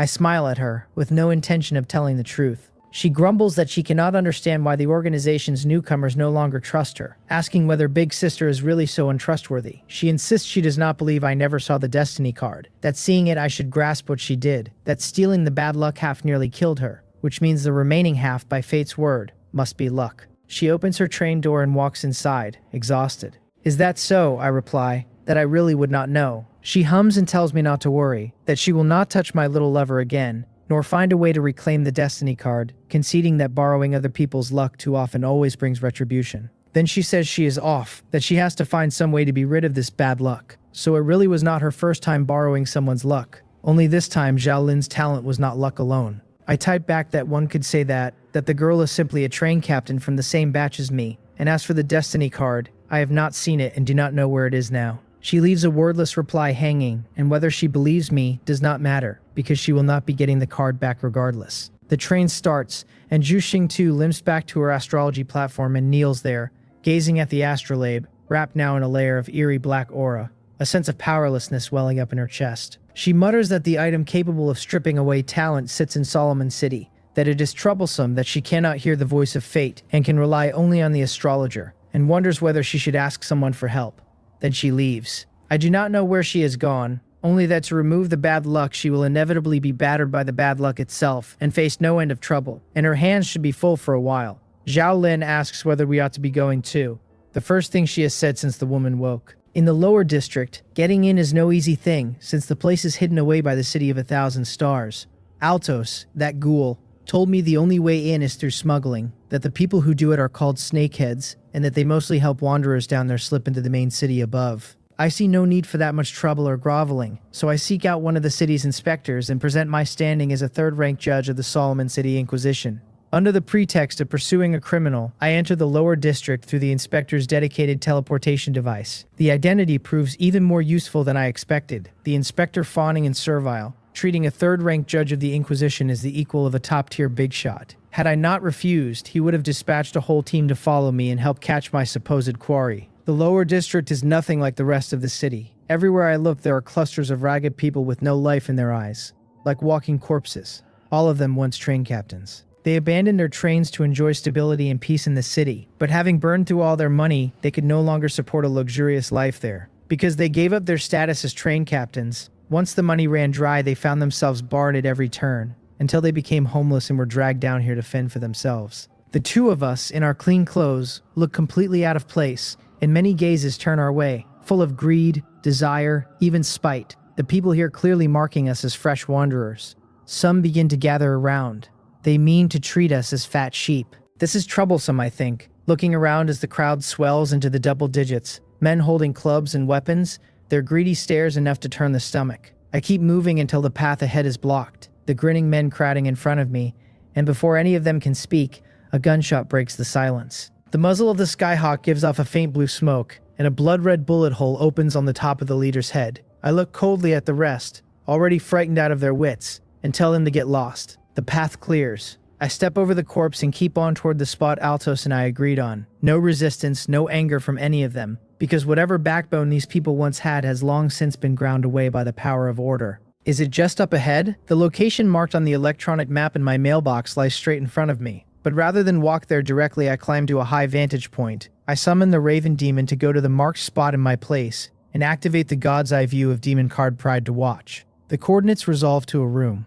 The Raven Demon pushes the door open with its wings and steps inside, bending low, the interior filthy and chaotic, severed limbs of all manner of monsters strewn everywhere as Altos stitches the corpses together by some method. Hearing movement, he turns his head, startled at the sight of the Raven Demon, but he quickly recalls glimpsing this monster not long ago at the ancient battlefield ruins. He peers behind it, sees no sign of me, knocks on his own head, and marvels that this is just what one would expect of a big shot, cautious enough. He chuckles, crosses to a spot nearby, and pulls out an oval object, the device used to bind the system. This room is his train carriage. Over the private chat, Altos asks why I sent a summoned beast over instead of coming myself. I tell him to hand the item to the Raven Demon and I will unlock his train authority in full. Beneath his helmet, his eyes dart about, and with his back to the demon, he lifts a small box from a drawer. He types that he trusts me to keep my word, but would rather I collect the item in person, since just as he cannot trust me to unlock his system afterward, we ought to meet face to face. Nothing he says is wrong. It would only be more convincing if the space beneath his house were not packed with dozens of monsters stitched together out of corpses. This man genuinely intends to try something. I reply that there is nothing to discuss then. He insists that of course there is, that the moment I appear the item is mine, that its value certainly tops 150 train coins. He still wants me to show myself, and the monsters under the house are already growing restless. I tell him one last time to give the demon the item and unlock the train, or the deal ends here. The private chat goes silent a long while, Altos lost in thought.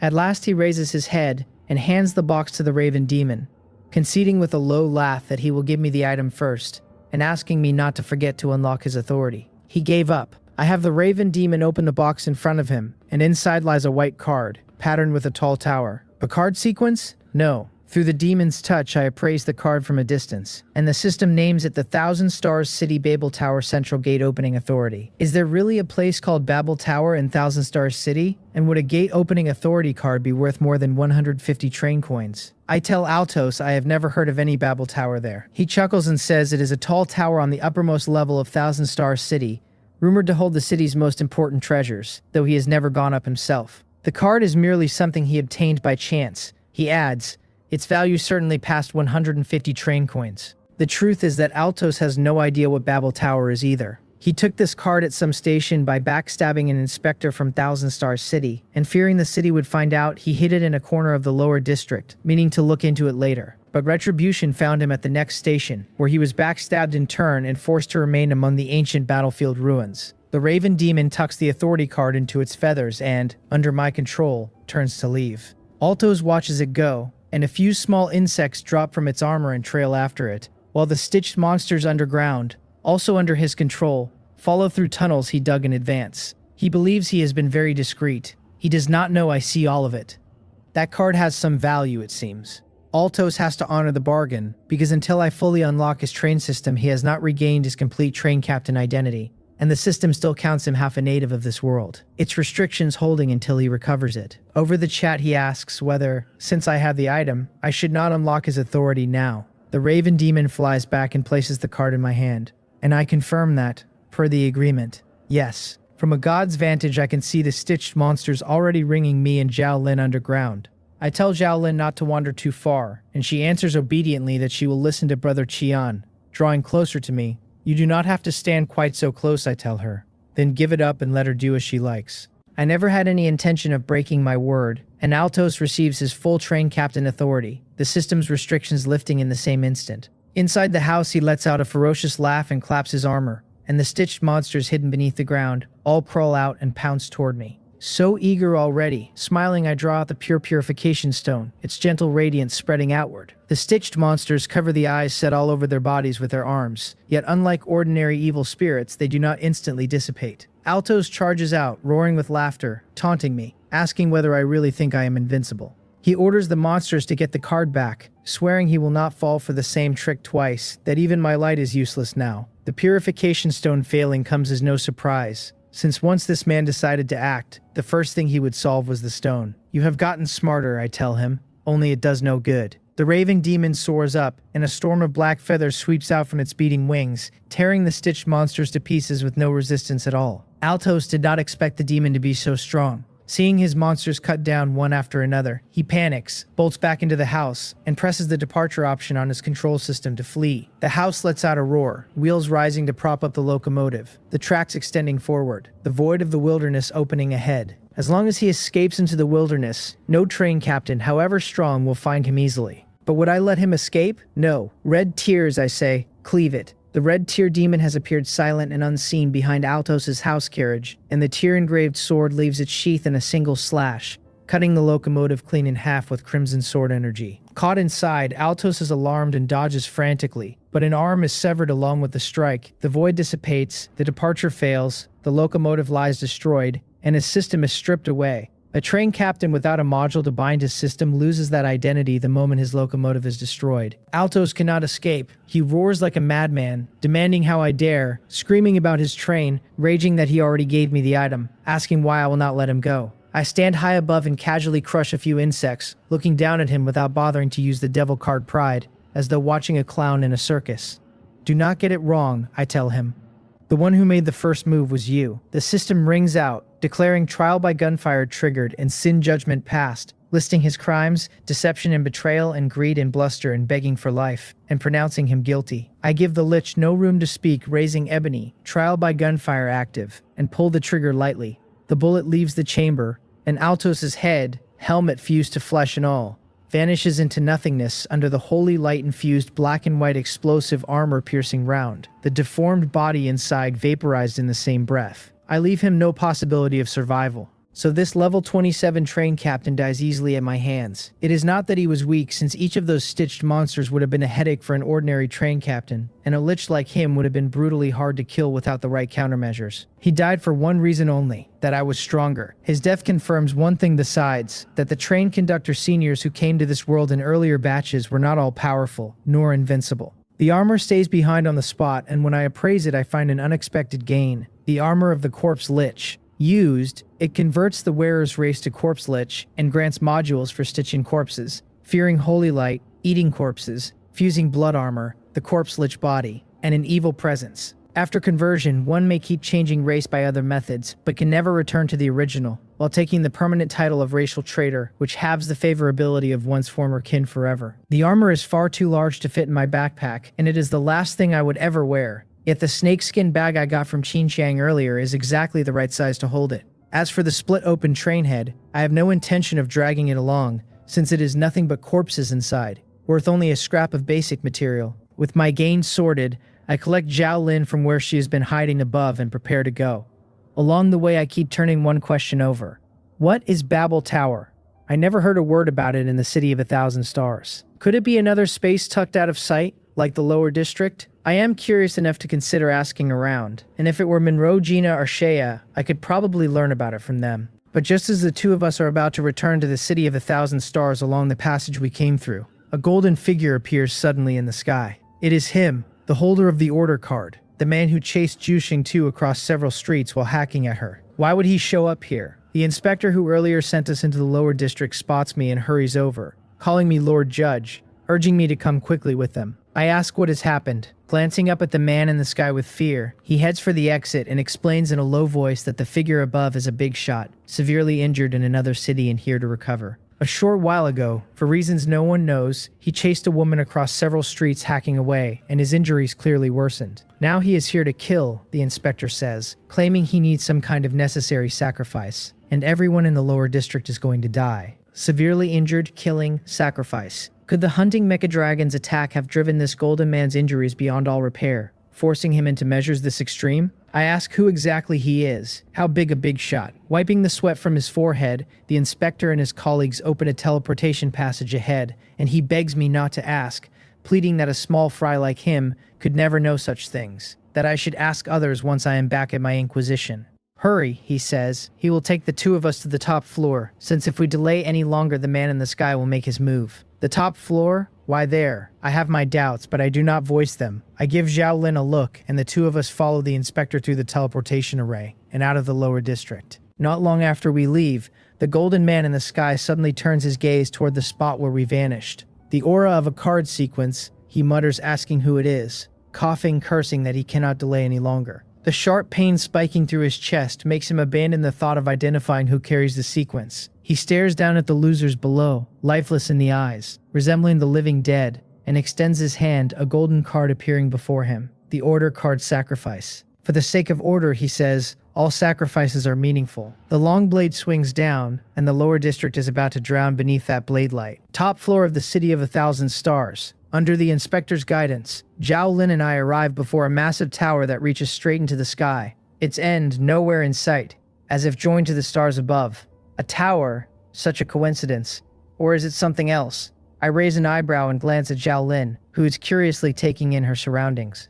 Luck? Zhao Lin asks the inspector what this place is, and he tells her it is their headquarters, that we should wait here a moment while he goes to make contact and send us down. Wait a moment, I say, calling him back. I step forward with a smile, the devil card bewitchment quietly manifesting, and ask the name of this tower. The inspector is stunned for a beat, then answers that they have always just called the place headquarters, though as for a name, he seems to recall some big shot mentioning once that long ago it was called Babel Tower. Many thanks, I tell him, adding that he need not contact anyone for us, since I have a friend here who will take me away. He says a confused goodbye and watches us leave, scratching his head, struck by an inexplicable bewilderment. Babel Tower, he murmurs, wondering when he ever heard that name, how he had nearly forgotten it yet recalled it just now. Strange. Still, having helped the judge of Solomon's city, he thinks perhaps a promotion and a raise are coming, and then he can buy himself a few more natives for wives. Sweet. Zhao Lin marvels that I have friends at a place like this, calling it amazing. You are overthinking it, I tell her. I lied to him. Her face fills with confusion. She could not tell at all that I was lying just now, and had genuinely believed I really had a friend here who could take us back. We are only the latest batch of train captains, I tell her. In this world less than a month, so where would I ever cross paths with the top-tier people of Thousand Stars City? It is impossible the moment you think about it. My flat words only make her smile awkwardly and stammer that yes, of course. I do not know them. I may not know the top-tier people of Thousand Stars City, but I know the chief judge of Solomon's City, that charlatan who looks so powerful at a glance, and that big sister named Monroe Gina. No matter how she turns it over, those three seem even mightier and higher in status than anyone at the top here. Then how do we get back? Zhao Lin asks. Her train is still down below, and so much has happened in under half a day. That golden man could blow a street apart with a casual swing, and at full strength he might level the entire Thousand Star City. If she did not know this was her lucky station, she would have hidden long ago and run when the moment came. No rush, I tell her, staring up at the towering structure before me. I want to go in and take a look. The central gate of Babel Tower, since I obtained that card and arrived here by chance, would be a pity to leave unseen. But first I have to send Zhao Lin down, and I need not find or contact anyone, since with the devil card bewitchment, I can simply ask someone and locate the transport device to the lower level. I do not explain why I want Zhao Lin to leave, and she does not ask. She knows perfectly well that apart from her luck, she is a pure burden, and that whatever Brother Qian must do now cannot be done with luck alone, so she would only be in the way. She spends one train coin and steps into the transport device, and before it starts she tells me one last time that whatever I am about to do, she wishes me success. This is her second blessing. Just like before, no buff appears on my personal information, yet it leaves me feeling oddly at ease. There are not many guards outside Babel Tower, only inspectors going in and out, and under the power of the devil card pride it is easy for me to blend in. Pinning down the central gate should in theory be no trouble either, since through bewitchment I can draw out whatever information I want. But after asking a handful of inspectors I get nothing about it, with few of them even aware the tower is called Babel Tower. Fortunately, I hear about the central gate from a cleaning lady who tells me it seems to be on the third basement level, though very few people go there, that she went once and got scolded and chased off. Then she asks why a handsome young man like me wants to go there, whether I am married, mentioning she has a daughter. Shaking off the auntie's matchmaking offensive, I follow the direction she pointed and find an elevator that looks long unused. I press the button, gears grinding harshly without pause. The inside plainly untouched for ages, with only one option, the third basement level where the central gate sits. I press it. The elevator drops rapidly, the scenery shifting, and beyond the translucent glass walls a huge empty space comes into view. Within it, a towering gate, its appearance somewhat like the gate used to store trains after entering the city. No one else is present. I step out and summon the Raven Demon to scout ahead. Perhaps there truly is no danger here. The path is unobstructed, and I come to the front of the gate and reach out to touch it. The system names it the Thousand Stars City Babel Tower Central Gate, and says it requires a dedicated access core card to open. It really is here. From obtaining the access card to standing here ready to enter, all of it has taken less than an hour. Is luck at work? I aim the access card at the gap in the gate and slide it gently across. The next moment, the gate, sealed for who knows how long, trembles slightly, and the system declares the Babel Tower Central Hub unlocked. The gate swings open, and the Raven Demon goes in first to scout. The so-called Central Hub is a place much like an altar. An altar? Is the card sequence stored here? What kind of card sequence could it be, to be worth so many measures to keep? Without hesitation, I climb the altar and find a golden card at its very top. I reach out to touch it, and the card's information appears. The order card sloth, telling me to relax, asking why make myself so exhausted, and to become slothful, asking why keep pushing forward. An order card, the card sequence that Golden Man was collecting, and it is actually this one. The miserable figure of that charlatan Ju Sing Tu flashes through my mind. Should I take it?